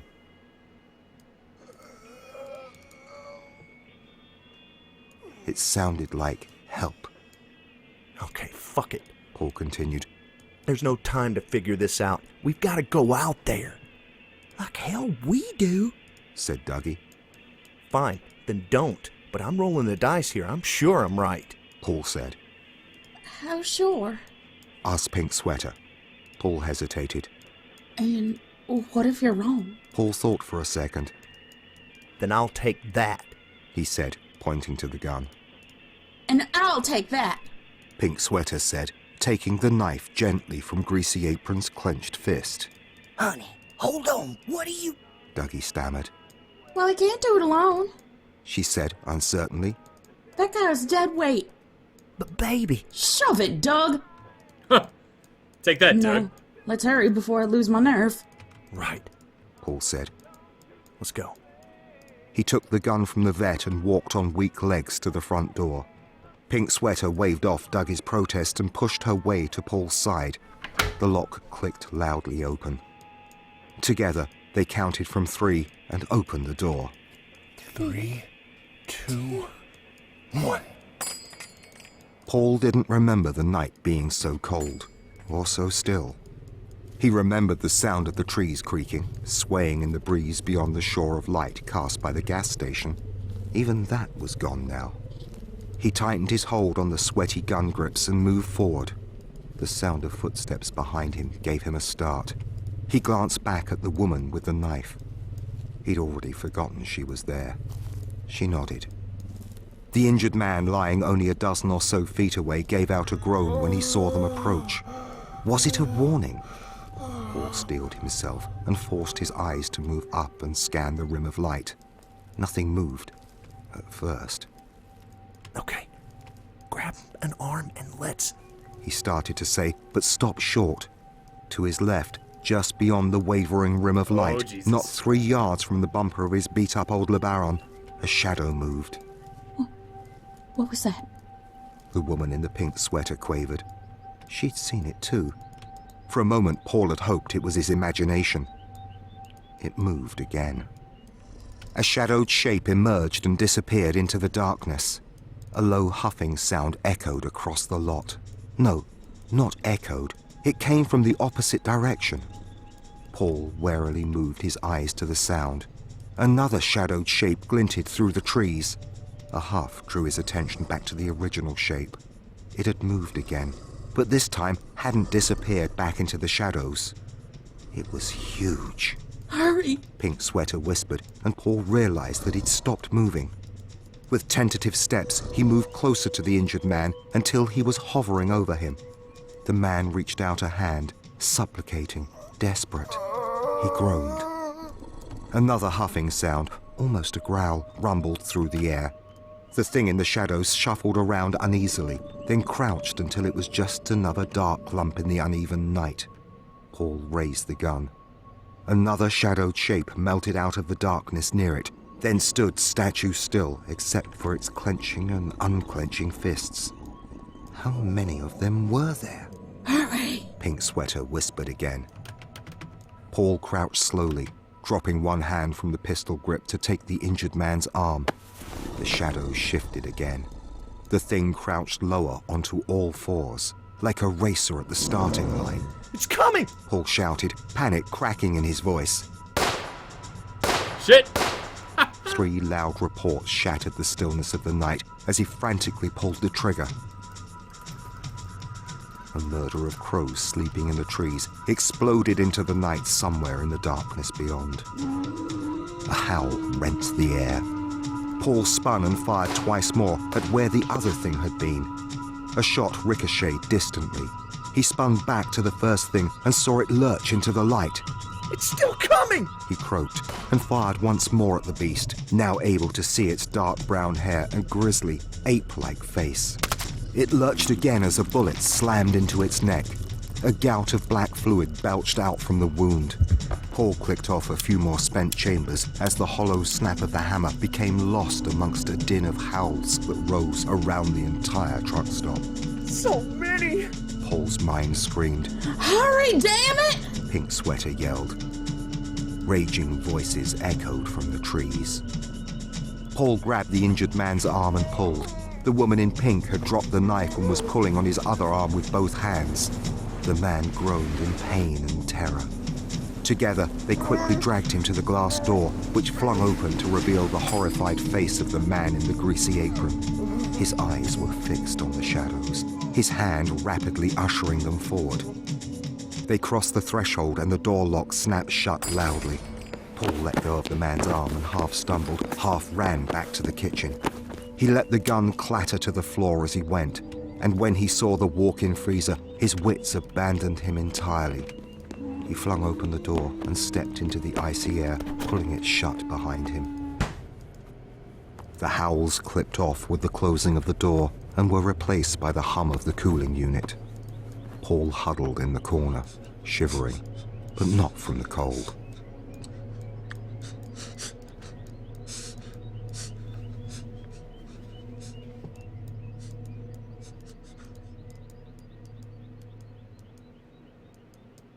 Police.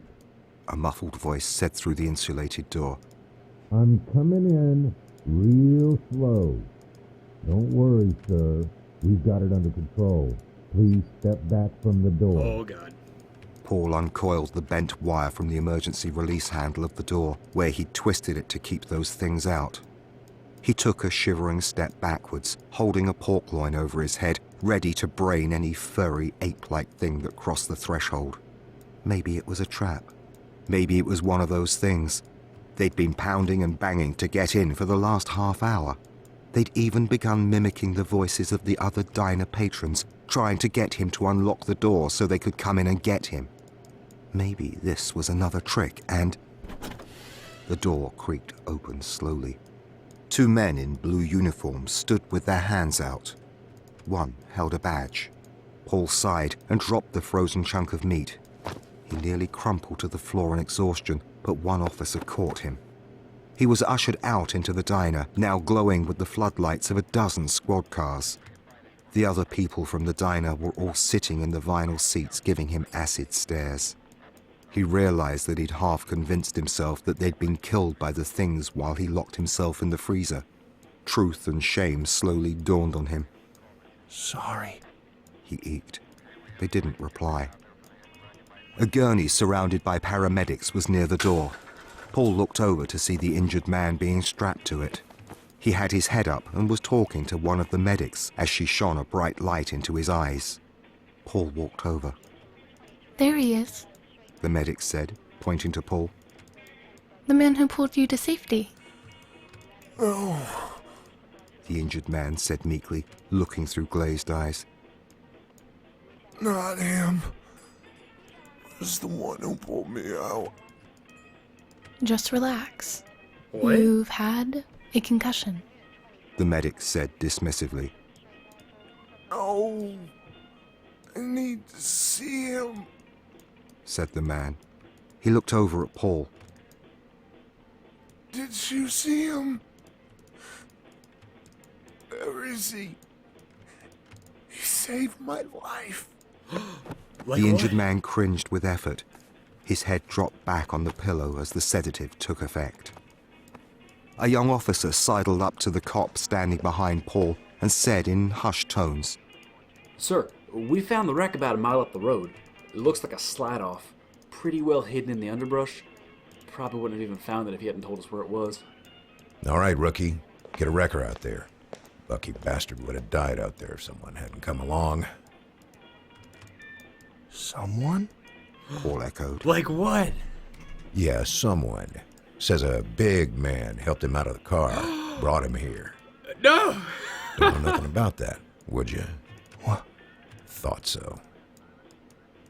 What about those things? Paul asked. Whatever you shot. Left a bloody patch over by that car, the cop replied. We've seen the tapes. Don't really know what to tell you on that.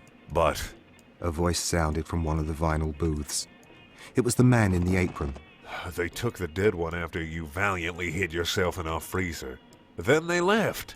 We tried to tell you. He paused, then added sympathetically. I think they saved his life. Paul scowled. A wave of sudden realization flooded over him, followed by guilt. He pushed it away and sat down on a swivel stool at the counter. Shit. He sighed. I think I could use that coffee now.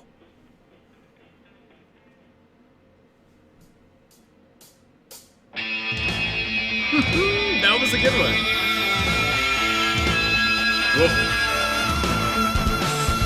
Whoa. Okay, wow. That was pretty good. Okay, so what I got is that the creatures saved the guy from a car wreck, and then they thought they were evil creatures, and then they shot him. And then they got away still. That was really good. Oh, man. What happened? Okay. What's DOA? I think you have to ask, is Umasora DOA now? Dead on arrival? I don't know. Dave? You back? Dave's gone. I've been here. I just muted okay. myself so I didn't disturb your stories. Oh, gotcha. Okay, stories are over for right now. So, okay. Since you're back, I can calm the stories. All right. I mean, you can do whatever you want, man. Thanks, Dave. Yeah, sorry. No, what does DOA mean? Dead on arrival. Does it really mean that? Yep. Oh, okay. No, Umasora is not dead on arrival. I can't go into it right now, Evil Twin. When I get a chance to, I will let you know. I think Valhalla was abandoned as no longer viable and replaced with this. No, not... Well, once again. We'll get into it in a little bit. I just can't get into it right now.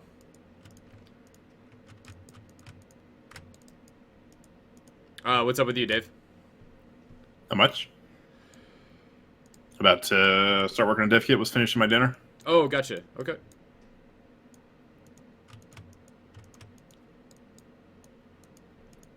Dude, some of these stories are pretty good. I've been digging it.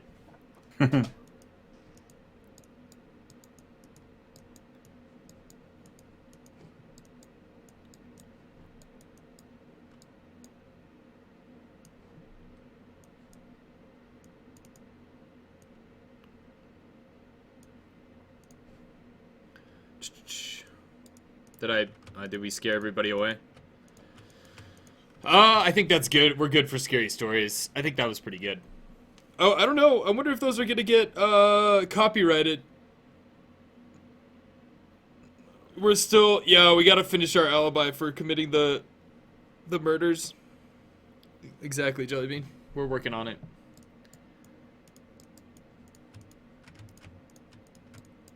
Hopefully I can let you guys know soon.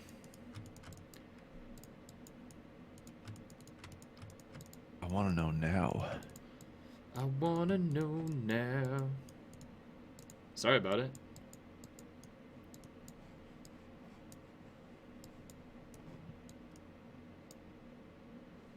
Let's see, pretty good.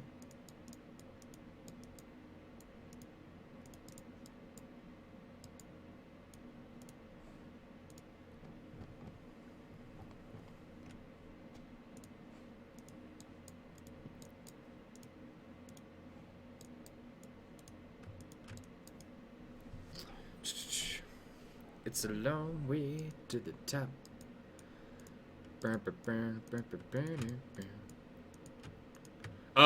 Hey Dave, did you see my message about the little valley thing? Yep. Okay, what do you think? Looks good. I think that might be a little bit, viable, essentially.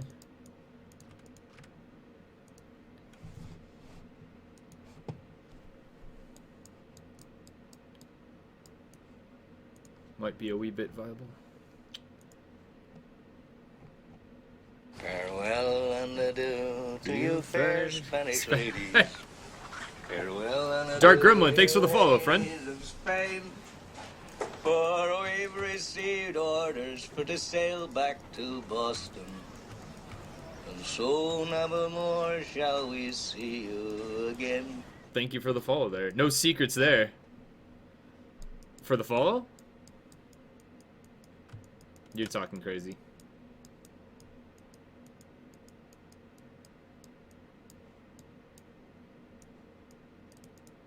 We don't need to put rocks everywhere. Don't want to overdo that.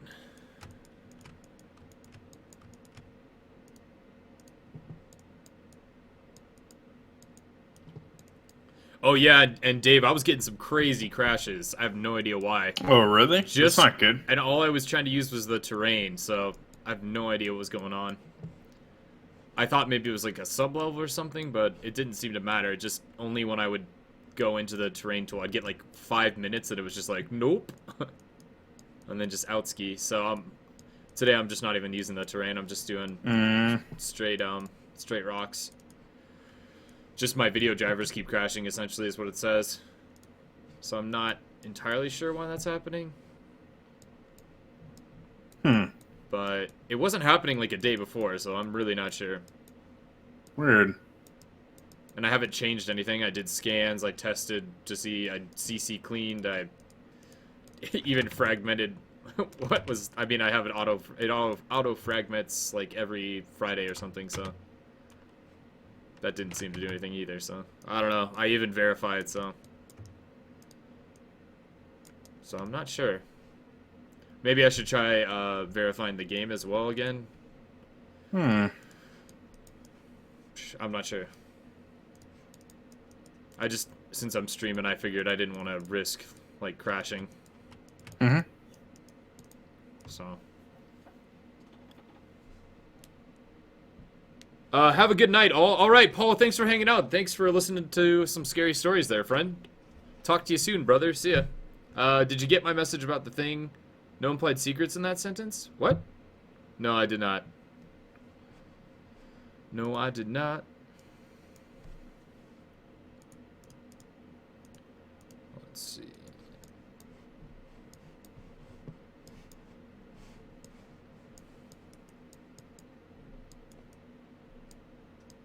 We need, what do we need? We need more grass.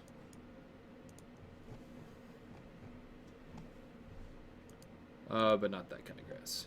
Maybe a couple of these. Like what, friend?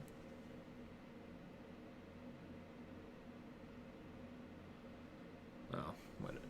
Well, I'll talk to you later, friend.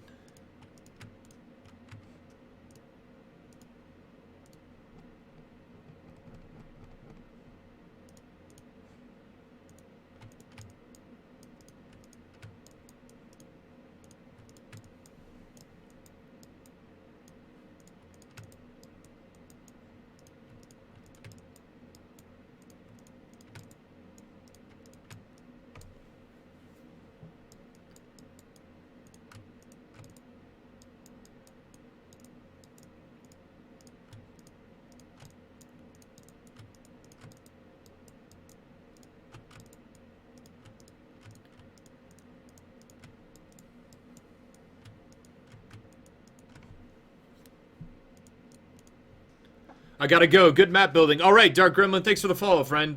Take it easy, dude. Have a wonderful rest of the weekend.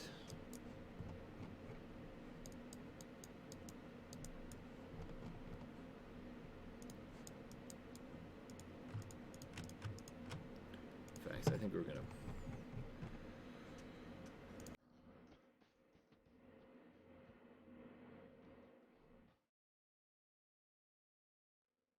Get some tunes going. How's everyone's Saturday going so far?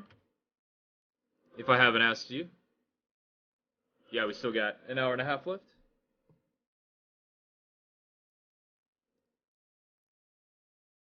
Got that Thanksgiving weekend coming up. Yeah. Pretty exciting.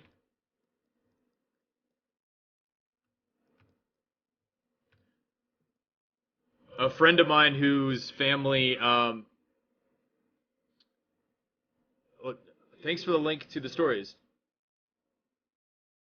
Your friends go. Hey, what's up, Guardsco? Did you get my message? Thanks for the link to the stories. No problem, Jellybean. Those stories are good. I'd like to do another scary stories session. Scary stories stream round 2. Maybe next Friday or something. I wanted to do it Friday originally, but it just was too busy yesterday. What was I gonna say? Oh yeah, I got to go to Costco today. I bought a cheesecake. Nice. Had a good Saturday. Work was awesome. Nice.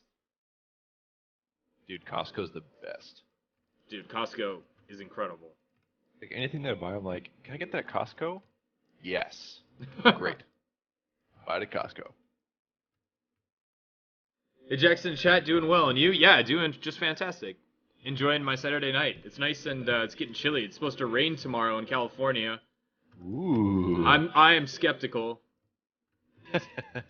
They keep saying it's gonna rain, and then the next day it's like, oh, we're just joking. Gotcha. So, Costco cheesecake is amazing. I bet it is. Well, a long story, but I don't have my Costco card anymore. I used to. I miss it. I wanted one for my B-Day. Nice. Did you get like revoked? Did you return too many items or something? No. I was on my parents' account, and I just didn't want to. I didn't want to make them have to pay for it anymore. So I was like, no, I got it. And then I was paying for it for a little bit, and I was like, I'm not using it enough to really justify it. So, and I mean, Dave was saying was Dave saying maybe not Costco, but I'm assuming the Costco up there isn't as busy as the one down in LA. It's just like a nightmare down here. Probably not as busy. It's just like full zoo status. No, full when you get into the Costco down here, it's like you jump into how can I explain it? It's like you have to it's like jumping onto a freeway, but a really slow freeway. So you kind of just get in a spot, and then you just kind of, if you miss something, you're like, well, we're gonna have to go back around. Yep. Yeah.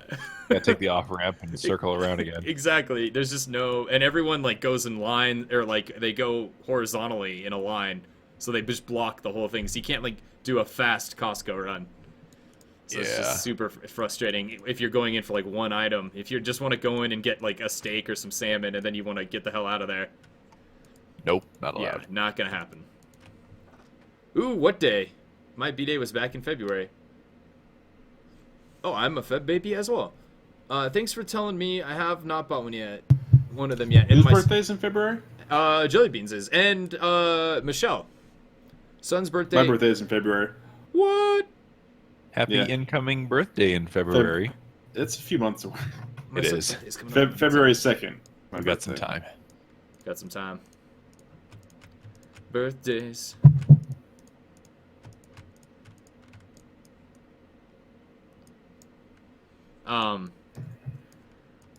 What's in the landscape? Oh my gosh. Yeah, it's all you. Oh, dude. Yeah, it is. What was I saying? I was trying to tell a story, and then I kept looking at chat, and then kept not telling the story. Let's see. Let me tell a story. It'll only take a second. But I have a friend who I was talking really quick, to. Jackson. Thanks. Sorry, before you start. Thanks, Matt. Which? My bad. Oh, it's which? okay. Which level is the one that? Oh no! Which level is the one that's right above the one that I said I was working on, so I can make sure I don't interfere with yours? Yeah. It's I literally just stopped on the edge of everything. It's B3 FAR 2. Thank you. Yeah, no problem. Pearl Harbor Please Day. continue. Oh yeah. I just finished watching Suicide Squad and checked to see if you were streaming. Oh, nice. I was supposed to be a leap year baby. Oh, nice. If you're a leap year baby, you hardly age at all because your birthday's every 4 years. So that's what Put my a meme for that. Is there really? Oh God, I feel so. That's not how any of this works. That's my B-Day. Oh, Pearl Harbor Day. I see. Gotcha. I thought your birthday was on in February as well.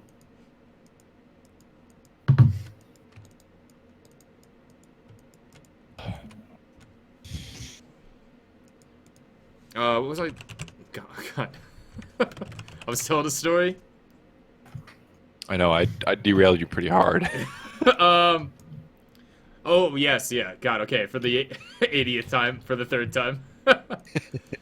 Okay, I had a friend whose family came to visit from their families all over the place. Some of their families in Washington, some of their families in Australia, some of their families on the East Coast. So they all finally thank you. Oh no, I don't think we do need to save. Oh, no, we can. Let's save.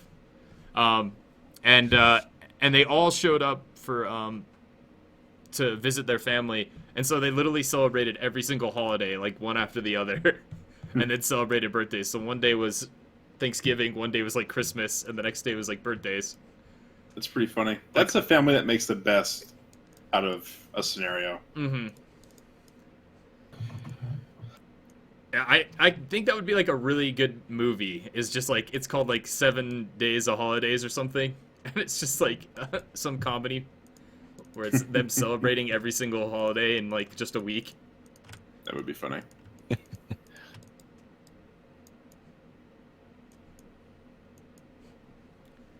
Thank you for the reminder to save also. Jackson has friends? Yeah, I think so. Dude, we're Jackson's friends. Yeah.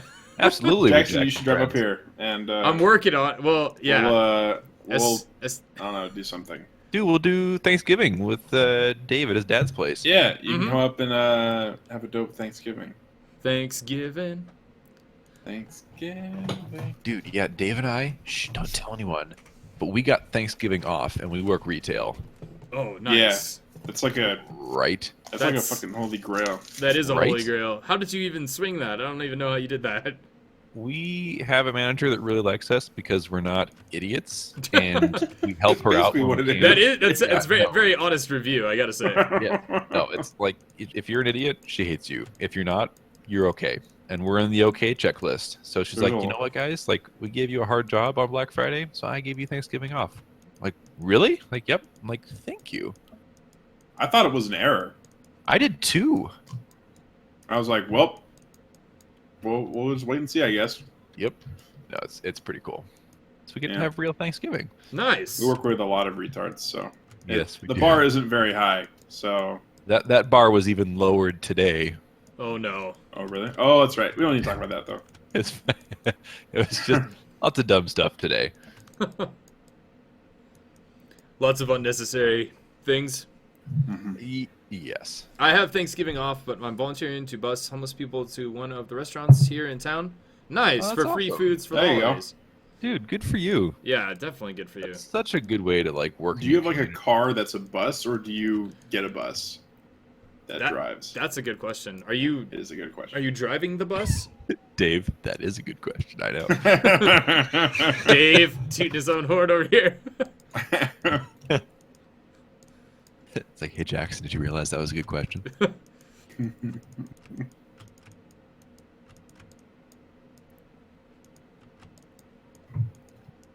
I'd be impressed if you just like owned a bus.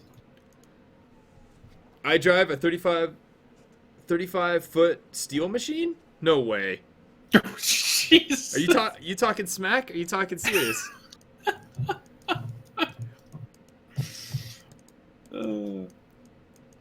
Or is that a movie reference that I'm not getting? Am I just not that cool? I think so. No, I missed it too. If that's the case. If you do, that's super awesome that you're doing that. That's very nice of you to do that. School bus, they are made of steel and 30. Oh, very cool. I learned something new today. So it's truth. So it's truth. Nice. Very cool. Well, very nice of you. It's pretty funny. That's also awesome. Wow. Yeah. You're totally... Yeah. No. I'm not that cool. here in LA, if you try to help someone on Thanksgiving, they're like, "Get away!" They just like push you into the sidewalk. It's unfortunate, man. People, they're not very thankful here. I fear that I'm falling into one of them as the longer I live here. There's a lot of good people, but it's everyone here right now. I had to go to the mall today to help a friend, and it was insane. We stopped by the mall, and it was just like already Christmas shopping, Christmas music. I just was like so overwhelmed. I could not, and everyone's just, the parking took like 40 minutes because for whatever. It was the worst. It was the pits. That sounds pretty bad. And even the people working there, we were going to one of the tailor fitting rooms, and it was just like a line out to them. It was like, oh no, this is not good. And it's November, given it's like late November, but anyways, that's not an excuse for me not to be thankful.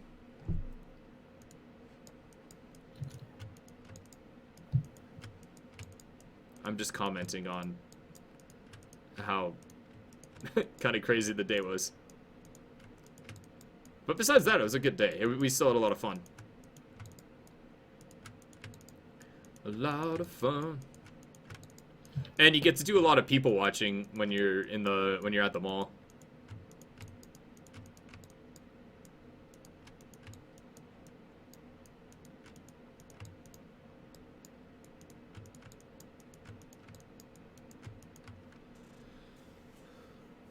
A few of us get to... What's up, man? I was going to say, what's this little witchcraft circle you set up over here? Oh, that's where you summon the demons. Oh, all right. Witchcraft circle? I like that. The water vein? Oh. Is that what that is? I think Matt needs to play some Ark. Dude, we gotta get Matt into Ark. He's like witchcraft circle. I knew what he meant, but I was like, dude. I'm just looking at this thing. It's like it's right at the end of this pinnacle, and it's like, oh, like wow, that looks pretty important. Like that's kind of cool. Like what's the story behind that? That's really funny. It gives you water. It gives you water. You build a water well on it. Oh, yeah, I knew play that. Yeah, I know what I'm talking about. I was just seeing if you guys knew what it was. Exactly. Thanks, Jackson. I just, you're putting it in here. I got to make sure you know what you're talking about. I know. Thanks, Matt. Thanks for double checking there. It's okay. I just thought it looked cool. I thought it was summoning stone. It's like, summon the brood mother. You have to get like something from there. Like, I don't know. You need 8 spider eggs, a dodo, chitin armor, and a beer keg. Then you run them all through the fabricator, and then put them in a vial, and then throw it on the witchcraft. And if you miss, you have to do it all over again. It's just exactly. You cannot miss. Hashtag Ark. Hashtag bad throw.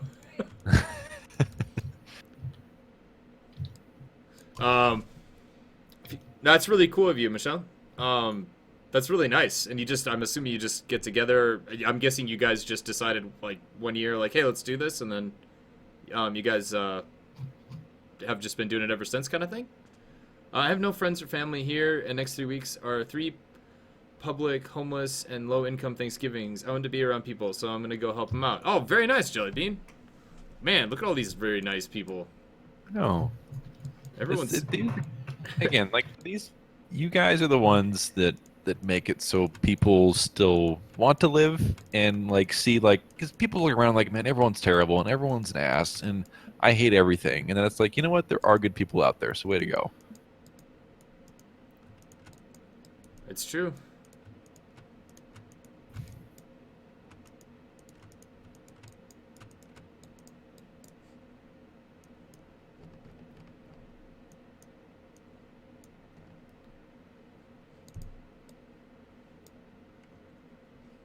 As much as I want to use the terrain, I'm You know, it's all you, Matt. I know. I just grabbed that up real quick. Were you here when I was telling Dave that I was just like crashing in it like every 5 seconds? Yeah. Yeah. I don't know what was going on. Weird, dude. Yeah. So I would use it if Matt I could. was hacking you. Yeah. Thanks, Matt. He's like he just kept like loading and unloading the landscape. Yeah. Yeah. I uploaded a virus into it. Anytime Jackson uses it, crash. Yeah. Now he's like, oh look, no one's used the landscape. Wonder why that is. Yeah, it's so weird. Like, Matt, I don't know. It just keeps crashing for. It's not crashing for me. I don't know what you're talking about, Jackson. Yeah. I hate everyone at Life Sucks, but I'm recovering from that. Nice, Jellybean. Yeah, we all get together, make scarves and hats, and hand them out. Wow, that is so incredibly nice. It's like a movie. I know. That's incredible. He's only 13, but he's getting it. I just hope it sticks. That's really nice, Michelle. I really hope so, too. Present company accepted. For sure. Aw, thank you. Do what we can. I just make arc maps, man. I know. Dave, you are a nice person, though. Thanks, man. Yes. I'm shaking my head. I don't know about you yet, Jackson. I haven't known you long enough. I'm pretty nice. I can Jackson's be like the worst person. I'm very sarcastic, and I can be I don't know. I can just be overly sarcastic sometimes. And I'm not trying to be. I just imagine like you could actually come up here sometime, and we're just like, man, what an asshole.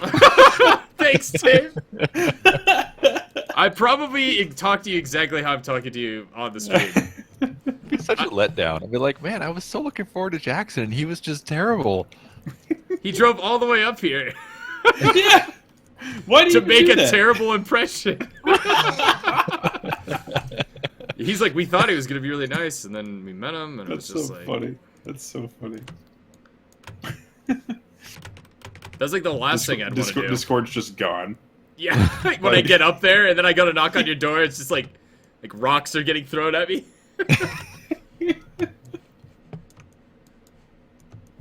Oh man. No, I try to be really nice. There are times where it's just like, you have a bad day, and then someone's just totally a scumbag to you, and then sometimes I do hit the, I'm just like, why the hell are you doing that? Why don't you just like be nice? Can you please be nice for like a little bit, and then I can, I'll try to like rate people but I don't usually get to that unless it's really bad. If it's a really bad I thing. think that's everybody. Besides that, I'm very humble. There's a couple times at work where I'll be talking to someone who's just a horrible person, and it'll kind of rub off a little bit. And I'll be a little snappy back. I don't know. I really shouldn't be because I'm at work, but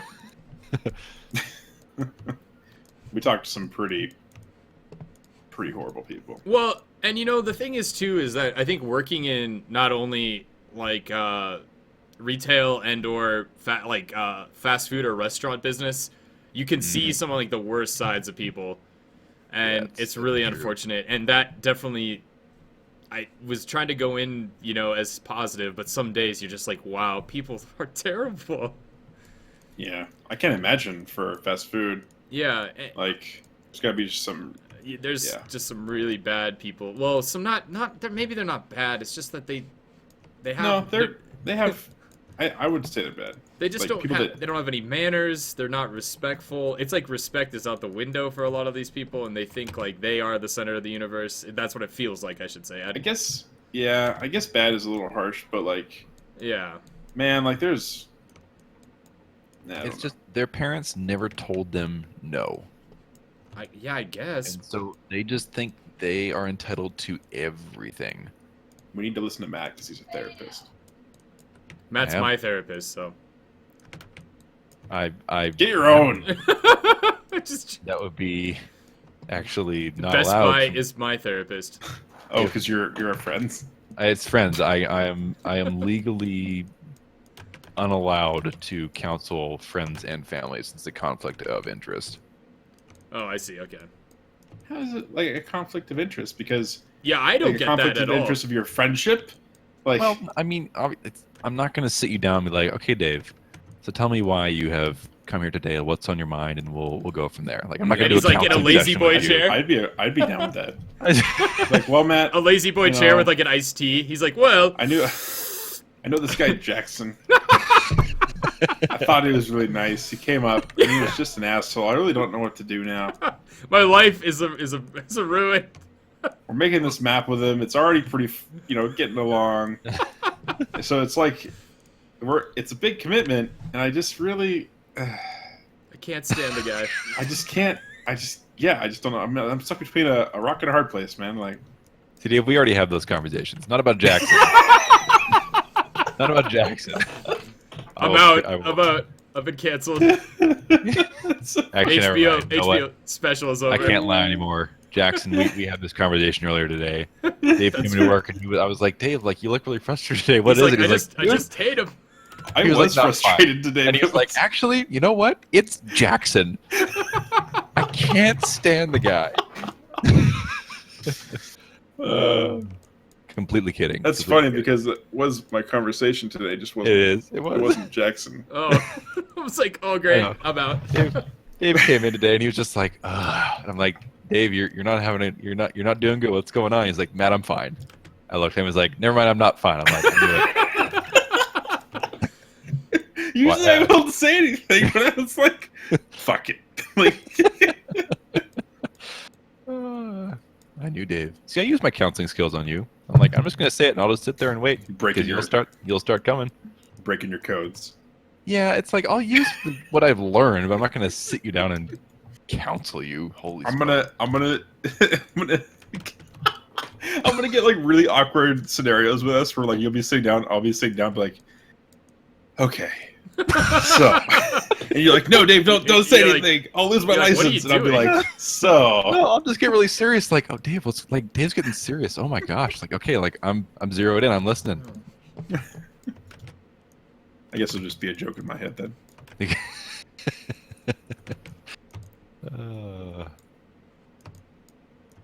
Back to Matt. Back to Matt. Map. P. Back to Matt. Back to Matt. Yeah. I don't know what I want to do with this rock. Watching y'all do your thing on stream, it switched me to working on a map myself. I love doing things like this and whatnot. It's been tempting me for a while now. Go for it. Wish I had skills like that to craft things for people. Well, if you're not crafting virtual things, you can always craft real life things like scarves and hats. Like, dude. Yeah. I forgot what I was gonna say. Yeah, I was dude. Like, dude. Dude, yeah. Go whittle something. Go whittle something. Wow. And they said I was a scout. I was a Boy Scout for like, I think about, I don't know, a month. Well, my mom was like, okay, it's either baseball or this. We can't do both of these. Because I was doing baseball and then also soccer and then that. And mom was like, I can't take you these. So you got to choose. And I was like, I'll choose baseball and soccer. You overachiever, you. Yeah, overachiever. I was like, I don't know, baseball I have to admit, baseball got very boring as I got into the higher divisions. Because it'd be like you'd be playing out. The funnest part was playing shortstop, I think. But the outfield was just so annoyingly boring. You'd be like picking at like flowers and like just like trying to take your mind off everything. And also the ball would be flying. You just hear in the distance as your name gets slowly like yeah. You pick it up. Yeah, sure. Yeah, you're like shit. Flowers. Yeah, you're like what? You're just like looking at your glove. You're counting like the all the strings that made it up or it's comprised of. It's just that it would take so long, and I mean, it wasn't like it was just me. I mean, everybody in the outfield was doing the same thing. It's just that when your number was up, you had to be ready, or else you look like a damn idiot out there. Yeah, I had a couple sports. The one I got into the most was soccer. Yeah, that's what I played into for a long time. Embarrassingly enough, I was not good at baseball. Something about that bat, dude. I don't know. Dude, I actually did pitching for baseball. And I did some pitching, first base, and I was a switch hitter too. I could do left and right. Nice. That's pretty cool. Look at you, fancy boy. It was fun. Like, I just started practicing one day. It was super awkward for a while. I got used to it and got pretty good. And then I was like, okay, I'm bored with baseball. I'm gonna go do nerd stuff. There you go. That's why Scouts is so fun, because we went and just did a bunch of cool shit. Yeah, dude. And it's not like, and in California, it's not like, well, unfortunately, the budget didn't like allow us to go very far. So it's like, we're going to the park. That makes a huge difference. Yeah, we didn't get to go like camping or anything. It was like, let's get those beads tied together, ladies and gentlemen. Oh man, when I lived in California, my troop had 150 kids in it. Whoa, that's insane. Yeah, and we went and did so many things. We went like canoed up in Canada. We went and sailed like old sailing ships to Catalina Island, as examples. And when I moved up here, the troop was like 12 people. And luckily, it's the Northwest, so there's a bunch of cool places to camp that are local. Yeah. But we still couldn't do nearly that scope. So it kind of petered out for me a little bit, but that's still pretty cool. Yeah, I can't. The whole reason I joined was I was trying to join my friend's group, but then they got their thing. They're like, what is it, like the pack or what's it, the troop? I don't remember. Depends where you are. They have like packs for like Weeblos. I don't know what it was. But it was for Boy Scouts, so I don't know what that is. They have like patrols. Yeah. My friends had one, and then my friend's dad was one of the leaders, and he's like, yeah, you can join. And then I went to join. He's like, hey, sorry, we're full up. So like, I went to the other one, and it was just like, their funding was less. They had less funding than the other one, so we got to do like nothing. It was sad. Oh, it sucks, dude. Yeah. Not very fun, I have to admit. But, and I cannot honestly remember anything. Like, we didn't do knot tying or anything like that. Oh, man. You just go there and, like, sit down? Essentially. For a couple of times, it was like, what are we doing today? And it was like, the guy was like, oh, read this book. That sounds like just not engagement from the leadership. Yeah, I think so. That was probably most of it. But we were a little, like, you know, well, not little, but I didn't know what That's what makes the difference. Like, you know, that commitment from, you know, the people to, because, you know, the kids aren't going to do anything by themselves. Yeah. So, that sucks. Oh, you know what? All right, Jackson, now when you come up here, I'm going to make our hiking. own Boy Scout troop. It's just me in it, and then you're like, okay, have fun. It's just you. It's just you. And I'm the senior patrol leader. Okay. And, you can be the patrol leader. Ooh. And then Jackson is in your patrol. And I'll be SPL. Okay. All right. So, yeah, so, because there has to be some kind of structure. Yes. You're like, okay, build I am the the ranking scout here. So. Okay. Yeah. It's an important role. We're going to go hiking. We're going to go camping. Yes. We could do canoeing. Yes. We should canoe across the Columbia. Oh. And dodge all the boats. You're like, when we get a badge at the end, it's just like, you survived. This little canoe on this giant wave. Yeah. Dude, that'd be kind of terrifying canoeing across. It would not be good. It would not be a good idea. I'm pretty sure you're not allowed to do that either. Yeah, I don't think you are. Maybe if you're up above the dam, maybe. Probably. Because that's past where all the big boats go. There are locks, so you can get some ships like barges up there, but it'd be intense. We're totally gonna do this now. I'm very excited. I'm totally down for some canoeing. Isn't canoeing more difficult than kayaking though? Technically, sure, because kayaking you're one person, and a canoe is larger and it's harder to propel. But it's not. I wouldn't say it's harder. It's just different. It's just different. Okay. I do like kayaking a lot. That was one of my favorite things to do. Nice. Back when I was in I actually Chico. never have kayaked. I've only canoed. Really? Costs money for crabs. Someone say I'm true. a team sport kind of guy. Mm-hmm. That's why I kayak. Mm-hmm. I crochet and I tend to pick up yarn at estate sales and whatnot. Nice, that's a good way. So like secondhand, save some money. Question for mapping: when adding in items, do you have to add in all the mats and whatnot? That what? Sounds like they got derailed. Add in all the mats and whatnot that to your maps folder, or do you just drag in? The answer is yes. And use arms paths? He keeps going. Why was this so yes. difficult? Yes, the answer is yes. Why was that so difficult to read? You were missing some punctuation in there. The answer is yes, Iron Block Games. That was really funny. I felt obliged. I need you guys to put more questions like that for Jackson. Please do not. Please do not. Just I need all punctuation to be absent from further conversation. Oh God. Sorry, I hope I got to your question in a timely manner. Timely matter. Because he's asking about mats. Oh boy. Gotcha. I'm the best. That actually escaped me. Embarrassingly enough. It wasn't that good, Dave. That's fair enough to us. Actually, I wanted to do a cool rock structure, but I feel like I'm gonna what is the word I'm looking for? Encroach? Is that the word? Encroach? Encroach, or is it encroach? It's encroach. What's encroach? Yeah. What would encroach be? What is it, troach to begin with? I don't know. Is that a word? Am I making something up? Probably. I immediately thought of the word entrenched. Yeah, it's like past tense of entrenched. We encroached on that hill over there to defend from the enemy. So, Urban Dictionary defines troach as the hair located in one's gooch. Ooh. The area between Let's hope that's not involved right now. That's not what I meant. Yes.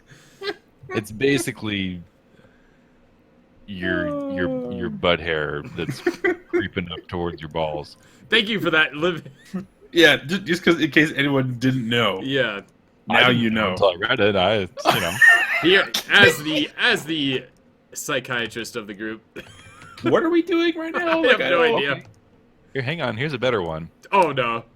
You can't change the definition. Now it loses all validity, man. Come on.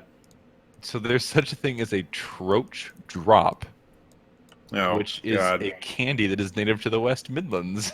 Oh, okay, that's better. Let's go with that one. Let's go with that one. That seems a bit more. Yes. Less nightmarish. Candy. It's just candy. That's all it is. It's all. I don't know if I want to. I don't know. Sorry, guys. I don't know what I'm doing. I'm trying to decide if I want to put something. I don't want to get in the way of if people want to build bases out here, like a giant castle. I just feel like I'm putting something cool in, for the sake of putting something cool in. Das big castle. Yeah, dude. There's a lot of thought that goes into that. Like, should we do this? Should we not? Who's gonna build here? What are they gonna want to build? Yeah, I've we're really been thinking about it. Considerate of all of our builder friends. I'm trying. Nice little burp. Burp. I'm finishing my beer. I'm drinking some nice red wine. Ooh, really? Getting fancy. Not really that nice. You are cultured. It's because I'm from Los Angeles. Just joking. Truthfully, I just got back from the kitchen run and only caught the end of that. Oh, jeez. Okay, well, that's good, Iron Block Games. The answer was yes. The answer was yes. Save. Thank you very much, Diamond77A. Guys, I'm trying my best to build right now. I'm just, I'm not doing very well. I don't think we're being productive. I'm not being very productive whatsoever, and I can clearly admit that. As you can hear me say it. I needed coffee since he took so long. That was not reassuring to anything. Thank you, though. I'm taking so long. Yeah, I don't know what I'm doing. I was doing really well during the scary stories, and now that we're talking, I'm just like, ugh. I'm saying we need to be quiet. No. I'm saying, I see how it is.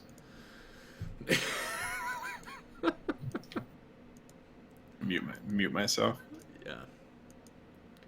What alarms me is that I have something here, and it's instance count 8, and there's no item in it, and I don't know what that is. Oh, you should delete it. Oh, it's the Scots Pine. Wait, what's Scots Pine? Oh, it's that. Wait, what is that? Did my Scots Pine go? No, the Scots Pine's still there. Oh, it's probably... Is it the dead Scots Pine? No, Scots Pine Snow. What happened? Is the Scots Pine Snow missing now? Maybe it is. That's weird. Oh, how did that happen? I'm gonna have to put the Scots Pine Snow back in. Great. Oh well, that's not too big of an issue. I will not lose any tears over that. So yes, to what I like part? how you like combined losing sleep and shedding tears. You're gonna lose any tears over that. I'm surprised you picked up on that, man. I didn't think anyone was gonna be like, "Hey, that's 2 phrases." I got you, Jackson. Thanks. I'm listening. I like how Dave muted himself. Dave, what are you doing? Did he really? He did. He's taking it so seriously. He does. He's like, I'm gonna finish this beer in silence. I know. Watch. I'm a like, serious oh, no, fella, man. And then he shows up to tell us he's serious. That's pretty good, Dave. Obviously not serious enough. Apparently not. You wanna know what my favorite ice cream is? Base low. Sorry. I'm You sorry, snuck Dave. right in with that one. He's gonna throw me into the other channel. I know he's gonna leave again. I'm moody. My favorite base location is gonna be this thing. There's an oil well and a water well. Like what? And it's up on this like big flat bit of the snow on the top of the mountain next to this like big rock. Oh, nice! I see that, dude. That would be so cool to have a mountain base. Yeah, it's with gonna the be wind cool. howling and the wyverns running around. Yeah. Oh, dude. Oh, geez. You're making the Wyvern. ultimate base. I was pronouncing it wrong too. Apparently, it's wyvern. Wyvern? Yeah, like Really? an eye, like a long eye. Wyvern. Well, there you go. That's what Google says. Oh, well, Google knows all. Yeah, I concede. Google does know all. Iron Block Game says, so yes to what part? Needed to copy all the textures / mats and such? Or yes that you just drag it over? Oh. What was the question? Let's see. You need to copy all of the materials and textures for anything that's not in the game currently. You can check by going into the actual game directory and looking at the file path of the thing you're trying to transfer over. That usually is it'll get you halfway there. If it still doesn't work, then move all your files over. You want to move as little as you can because space is precious for a mod, so don't do too much. That was an adequate, definitely a good answer. Hey, the Basketball King, what's going on?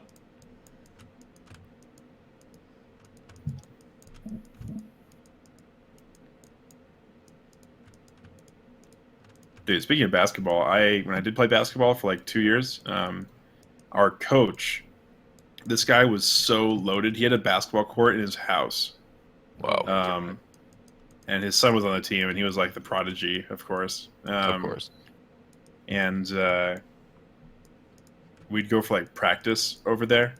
And I didn't appreciate the house when I was there because I was like, I don't know. You're just like, whatever. It's like this. Yeah, I was like, that's cool. You have a court. I get it. I have an Xbox. Like, that's way cooler.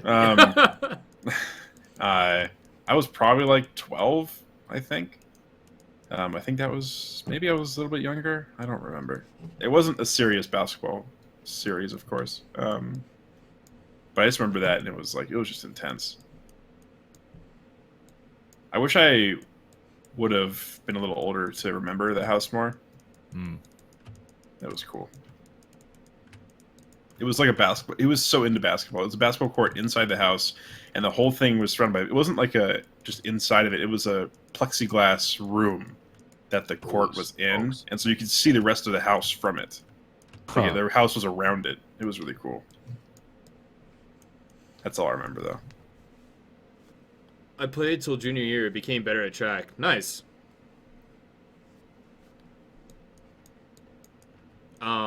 Speaking of, well, so before I actually worked at McDonald's in Chico, when I was going to Chico State, I actually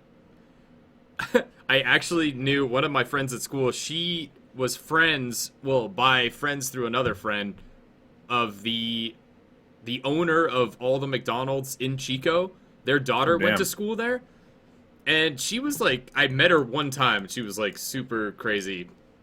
Not like in a good crazy, like please go away from me crazy. She was not, no, I shouldn't say crazy. She was just very, very strange. And not, I don't know. I probably was less tolerant than I am now, or I just wasn't, I don't know.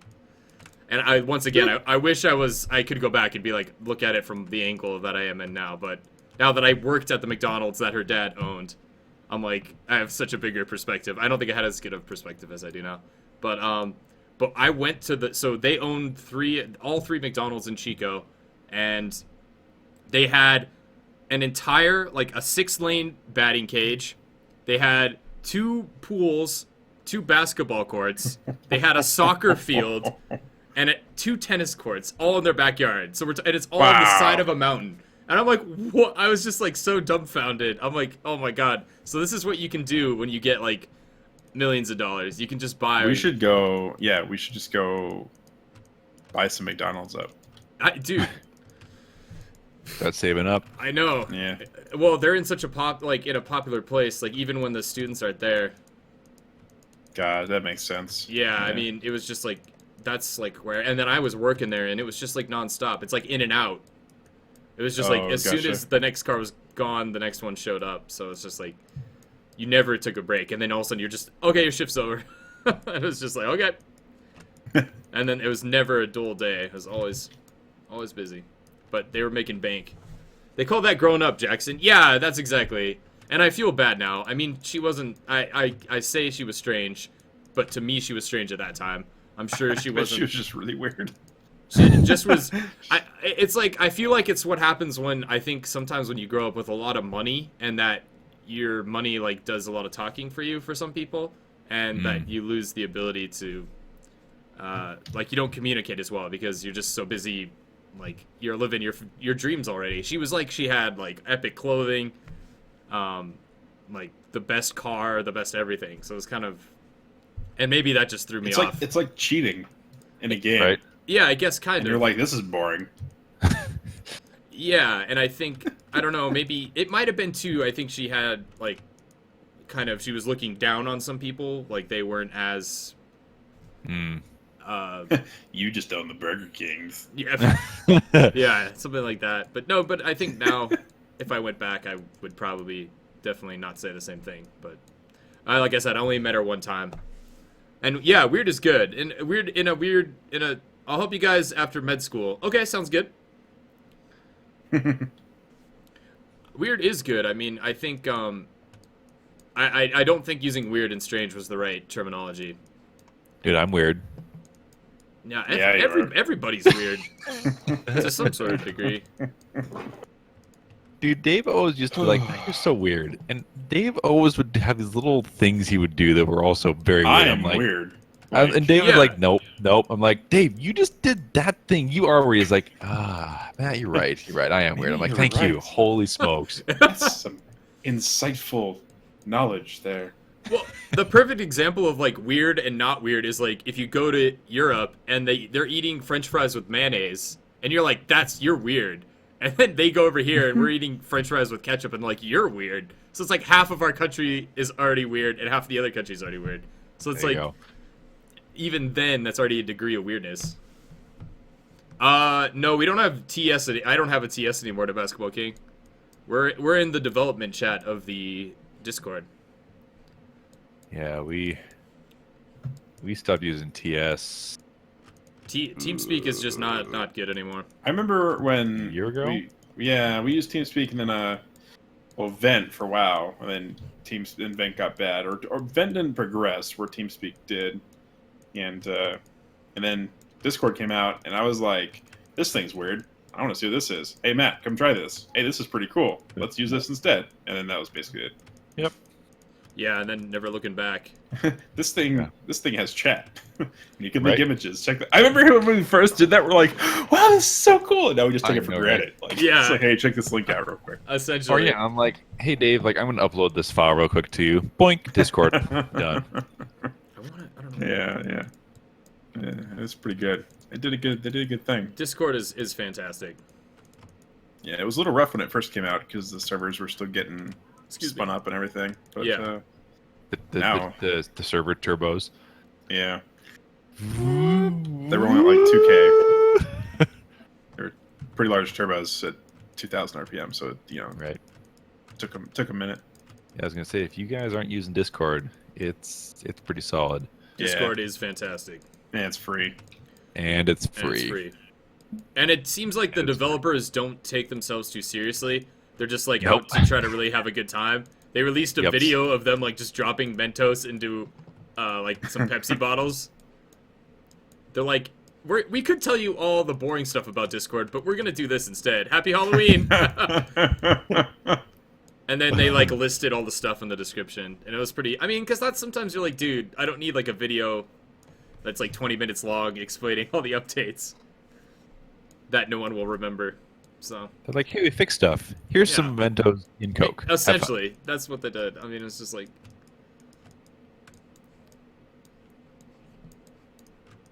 And it was just for Halloween, so I mean, it's not like it was anything too And then crazy. if you have Discord, you can participate in the Ragnarok channel if you're not already in there. Yes, you can. Anyone can join, you guys. Anyone can join. We should make more voice channels and name them funny things.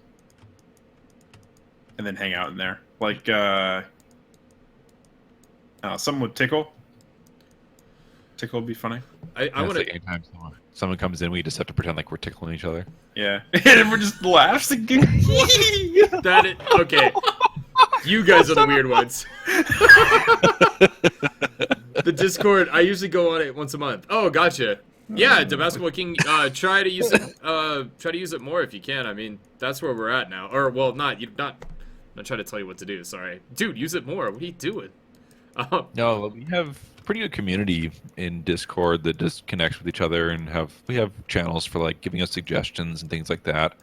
We also have Patreon subscriptions, so if you have that, you actually have access to our development channel chat, so you can see what we're currently working on when we're not streaming, and pull input and stuff like that. So there's some cool stuff there too. But just being a part of the Discord is pretty sweet, since there's a lot of really great people on here already. There's some really cool people, and everyone's very, very kind so far. Mm-hmm. And then there's us in the Discord too. Hey Jackson, guess what? Look at Matt really quick. Slightly terrified. I don't know. Look at Matt.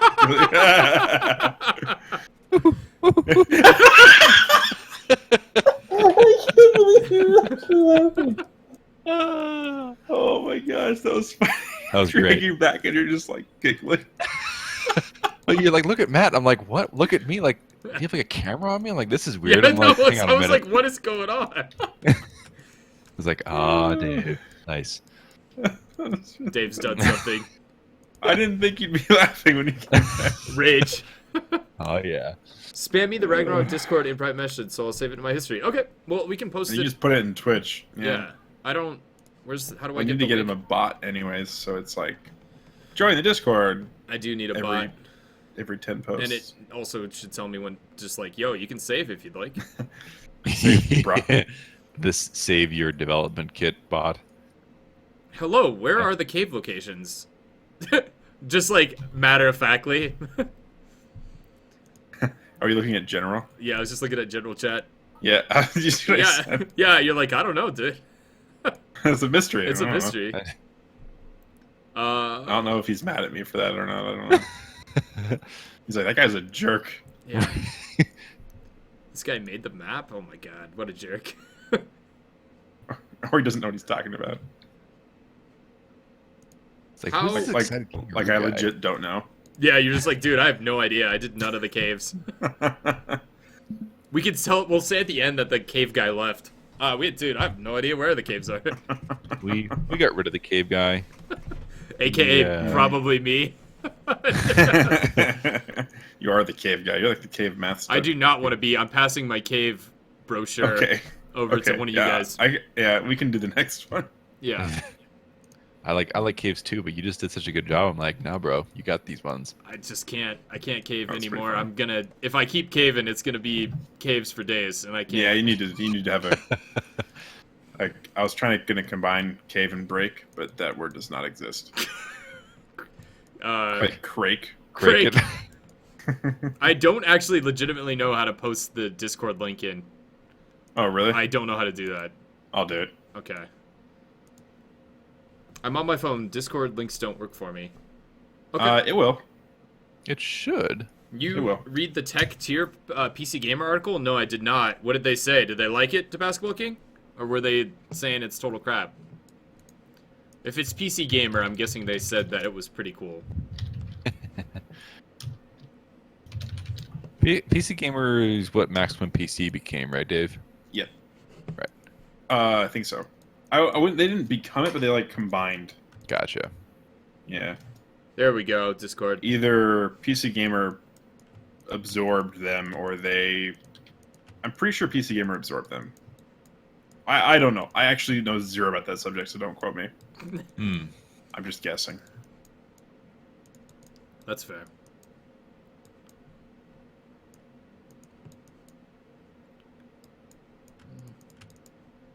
No, I like that. That's better open. These three are good.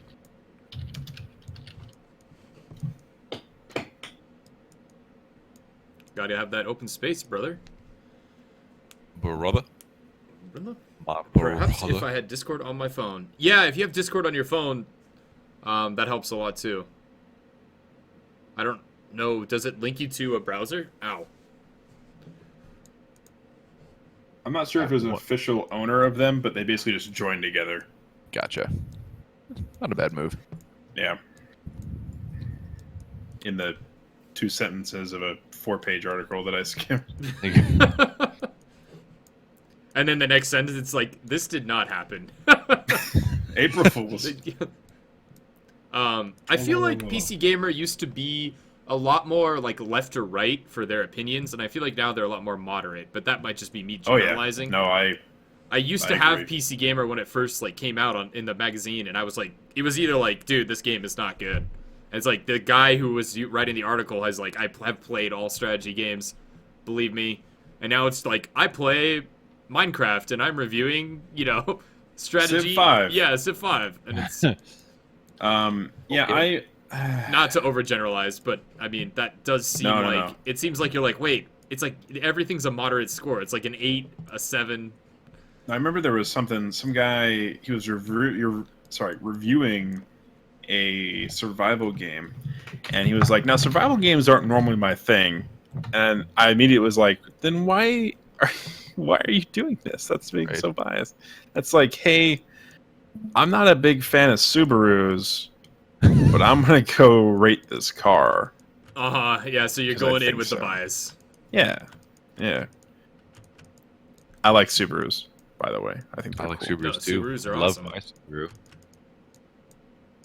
And even if you don't like almost bought a Subarus, their resale value is incredible. Yeah, it's and like one of the higher ones. Very, very safe. They're just a very safe car. Dude, that all-wheel drive too is just solid. They're going to have a space DLC? Oh no. Wait. For Ark? That's what the Basketball King is saying in the No. PC Gamer. After launch, they're gonna have space DLC. Show the link.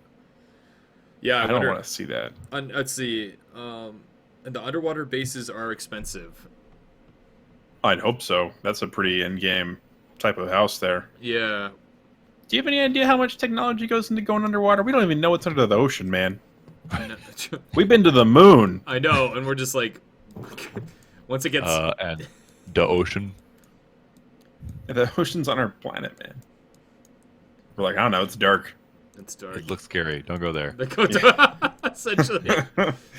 Yeah, everyone just has this fear of underwater. We just can't go. Yeah, some guy like falls in the water. He's like, I do not want to go down there ever again. What if that was the real thing? That'd be like everyone just like, I don't want to go down there. No, and you're piloting the robot, and you're like, I can't do it. I can't do it. Dude, no, it's not happening. Can't even drive the submersible down there. There's big scary things, man. No, there's not, Tom. How do you know that? We don't even know. Like. The moon is so nice. There's nothing over there. That was just a really you know what's funny down there? I know what's down there. It's bad. It's gonna kill you. That would be really funny. Alternate universe.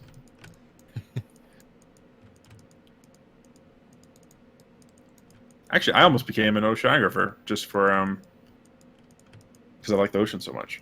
Almost did, and I was like, yeah, I should probably be a networker. And then I was like, networking sucks. Well, okay, it doesn't suck. It's just not my jam. Networking is amazing and super useful, but a pain in the butt. It's kind of like the most work but least rewarding profession.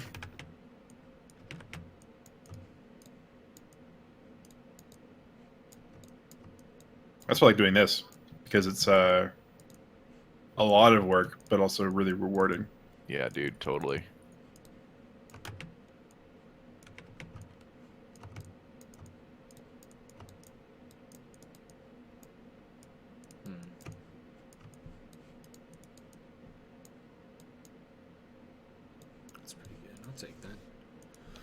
Let's see. You want me to deal the app? I don't want it on my phone, but it's all good. No. Don't worry about it. You don't have to join Discord. It's just a don't worry, Jellybean. It's not like we're not going to be your friend. You're not allowed to be part of our Twitch unless you join the Discord. There are YouTube videos discussing it, but no link. Let's see. It is in a magazine. I bought it on Google Play. Oh, gotcha. I don't doubt you. I mean, I was hoping they would go somewhere else with it. Space is a little weird. Space is a little bit far-fetched for me. Like, I would have taken, like, a water world I thought would have been really cool. Like, an emphasis on just water dinos and then small amounts of land. We should do that. We should just make a water map and just have just water and it's just flat. I think a water world kind of map would be super dope. We'll just throw flat rocks underwater and everything will be fine. Yeah. Dude, flat rocks solve everything. The best, man.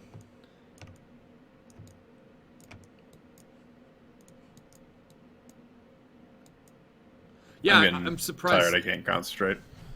I'm surprised that they really are going for space. I mean, so are they all the dinosaurs gonna be like floating around in gravity? I don't get it. Like, you build them space boots, man. Come on, what are you doing? Your T-Rexes have like thrusters O2 tanks on them? and yeah. It's just gonna be every battle. It's just like, and you're trying to line up to bite the other dinosaur, and you just fly by him. Yeah. There's no sound in space, bat. Oh, that's true. Yeah. Maybe it was an April Fool's. Did you try to make the noise? I did. I was like, oh man. Okay, I am getting too silly and tired. So, do you want to do a Rocket League before you go to bed, Dave? No. Okay. I'm so bad at that game now. Dude, I am too. It's awesome. It's not awesome. It's awesome. That's so reassuring. Losing to things. He's like, I don't have any money in my bank account. It's awesome. Living the dream. Yeah. Oh, I got to send it to Becky anyway. All right. Why? Oh, it's like even almost 12. Okay, yeah. Yeah, it is getting late.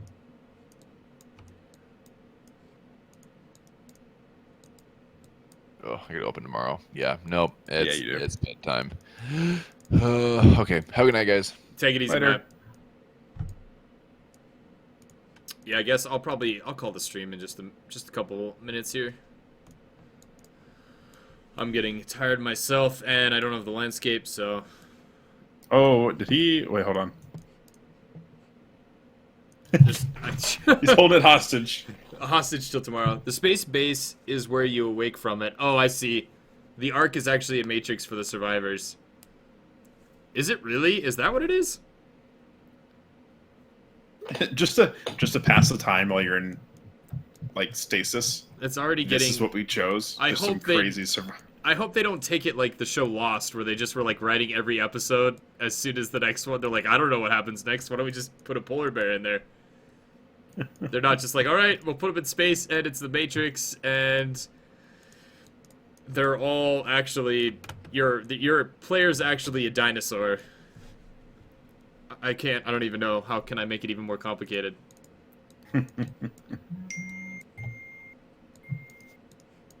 Oh, he is uploading it. Okay, cool.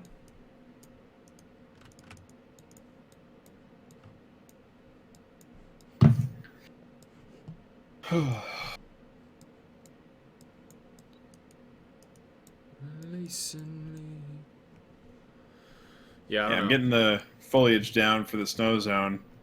Nice. I'm not doing a lot. I'm keeping a lot of it just snow. Okay. I think that it's gonna go well. Opportunity.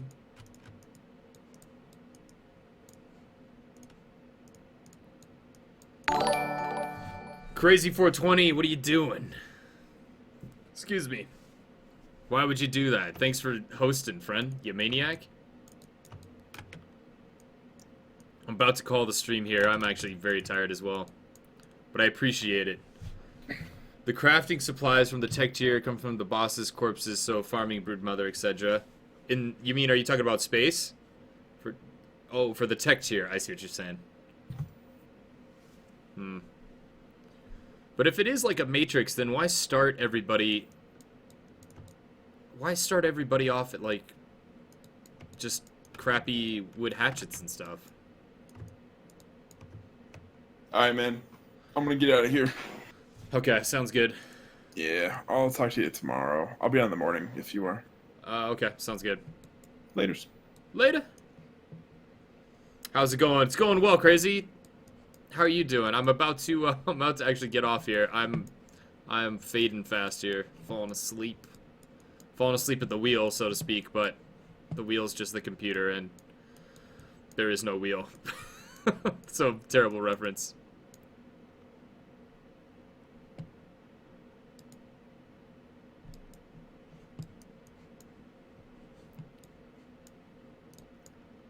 But I hope you're doing well. Thanks for stopping by here at the end.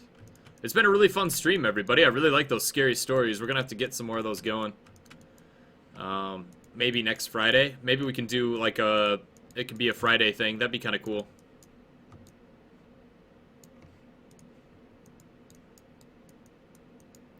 Something like that. I'd like that. I think it's good to listen to some scary stories every once in a while. Wait. What you doing for work now, Jackson? Right now I hit you up on Discord number 448 or 4488. Okay. Right now I'm literally next month I'll be moving probably back. It's gonna be moving back home. For 100% sure now. So far I've been able to scrape by, like just barely. But it's gonna be no bueno. Next month is gonna be my last month. I hear you, no worries. Have a great evening. I'm doing the same thing, or same. My pillow's calling my name later, man. Yeah, dude. You're telling me. I'll talk to you. Talk to you soon, Crazy. Thanks for stopping by, man.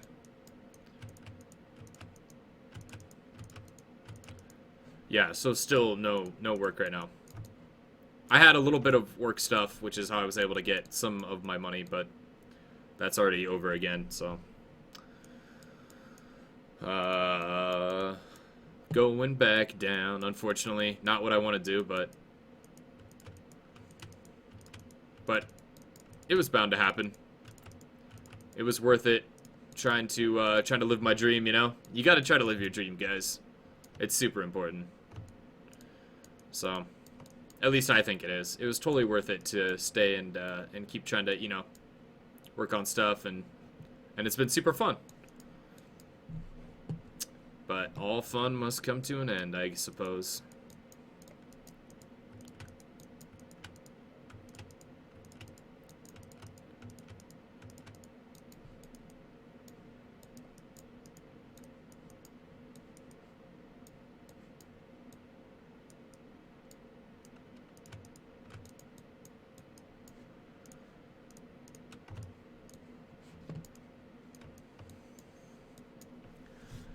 Yeah, and I don't know. I mean, I could try to find something else to do, but I don't know. I don't know what I'm gonna do. I could try to find another. I don't know. I'd rather work on the map. I'd rather admit defeat, go home, and you know, see what I could do there, and keep working on the map as long as I can until my parents are like, get out of here, and then I'll get out of there. But I'd like to work on the map a little bit longer, and like I said, I will be able to let you guys know about Umasora hopefully shortly. I'm hoping by next month. I can keep. I'll let you guys know. Absolutely, for sure, Guardsco. Oh, are you talking about living your dream? Definitely. Never sell yourself short, guys. There's everybody can do. You guys, everyone's capable of doing something super cool, and sometimes it takes a while to figure it out. And I know my calling now. I was supposed to be a cop. No, I'm just kidding. No, I really like making maps, so I'd like to, you know, that's what I want to do. And I hope that one day I will be good enough to get paid to do it. That's my goal. That's my dream. So I'm living my dream. And if, you know, you gotta make sacrifices, you gotta make sacrifices.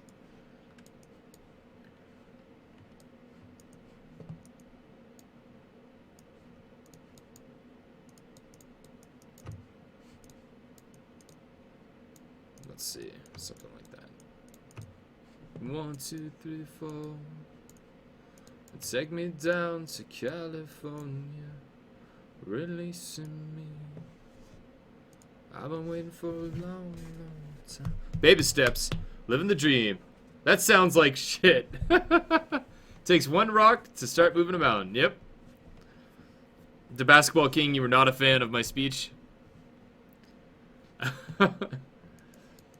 Living the dream. Well, I don't know. I guess live your dream as long as you can. But sometimes we don't get that lucky, so. And I happen to be, you know, like fairly lucky that I've gotten to get this far. So even if I don't get to continue doing this stuff, but I would love to. That's my dream, is obviously to keep working on maps. And I hope that I can. Aye. Whoa, computer. I'm liking the way the forest is looking. I think these trees are in pretty good spots. I'm thinking, I'm so tired now. My brain is trying to compute, and it's like, we cannot compute. Oh, so let's do a save. And yeah, let's get ready. Let's call it, guys. Most likely stream tomorrow, I want to say. I want to say stream tomorrow. I don't know. I'm not sure. Ow. I'm not sure what's going on tomorrow. I know that I have to do something. I need to help somebody do something, and I think it's in my phone. Let me check. Yes, okay. Hold on. That's right. Okay. Well, yeah, no, probably. Thank you. Thanks, Mom. Why is my mom trying to bother me? Just kidding. Let's see. Okay. I know, should be streamed tomorrow. Thanks for streaming and for the spooky stories. Yeah, spooky stories was super awesome, dude. I'm so stoked to do that again, Michelle. Get hired by a game company. It's gonna be easy. Yeah, I guess so, right? It's pretty difficult. I've tried many times so far, but hey, I'm not giving up just yet. It's not over just taking a non-planned route. Yeah, essentially, Jellybean. Alright, guys. Yeah, it was super fun. I hope we could do spooky stories again on Friday. That'd be super, super fun. I hope... Wait, is Thanksgiving... What day is Thanksgiving on? I'm sorry, guys. I don't know what day... I know it's coming up here. Oh, Jesus. It's one of these days. Gotta give thanks. With the family. Is it Thursday? Okay, well, I don't know. So I got Thanksgiving at some point, too. I don't know when my family's doing Thanksgiving, though. We always do it on the wrong day, so I don't know. Thursday, okay. So, So Friday then. Hopefully Friday will be good, and we can do a stream, scary stories stream. Maybe we could find a Thanksgiving stream or Thanksgiving score. Whatever. We'll figure it out then. I gotta get some sleep. I'm exhausted, so I'll talk to you guys later. Have a wonderful Sunday, everybody. Or, yeah, have a wonderful Sunday and or Monday. And take it fucking easy.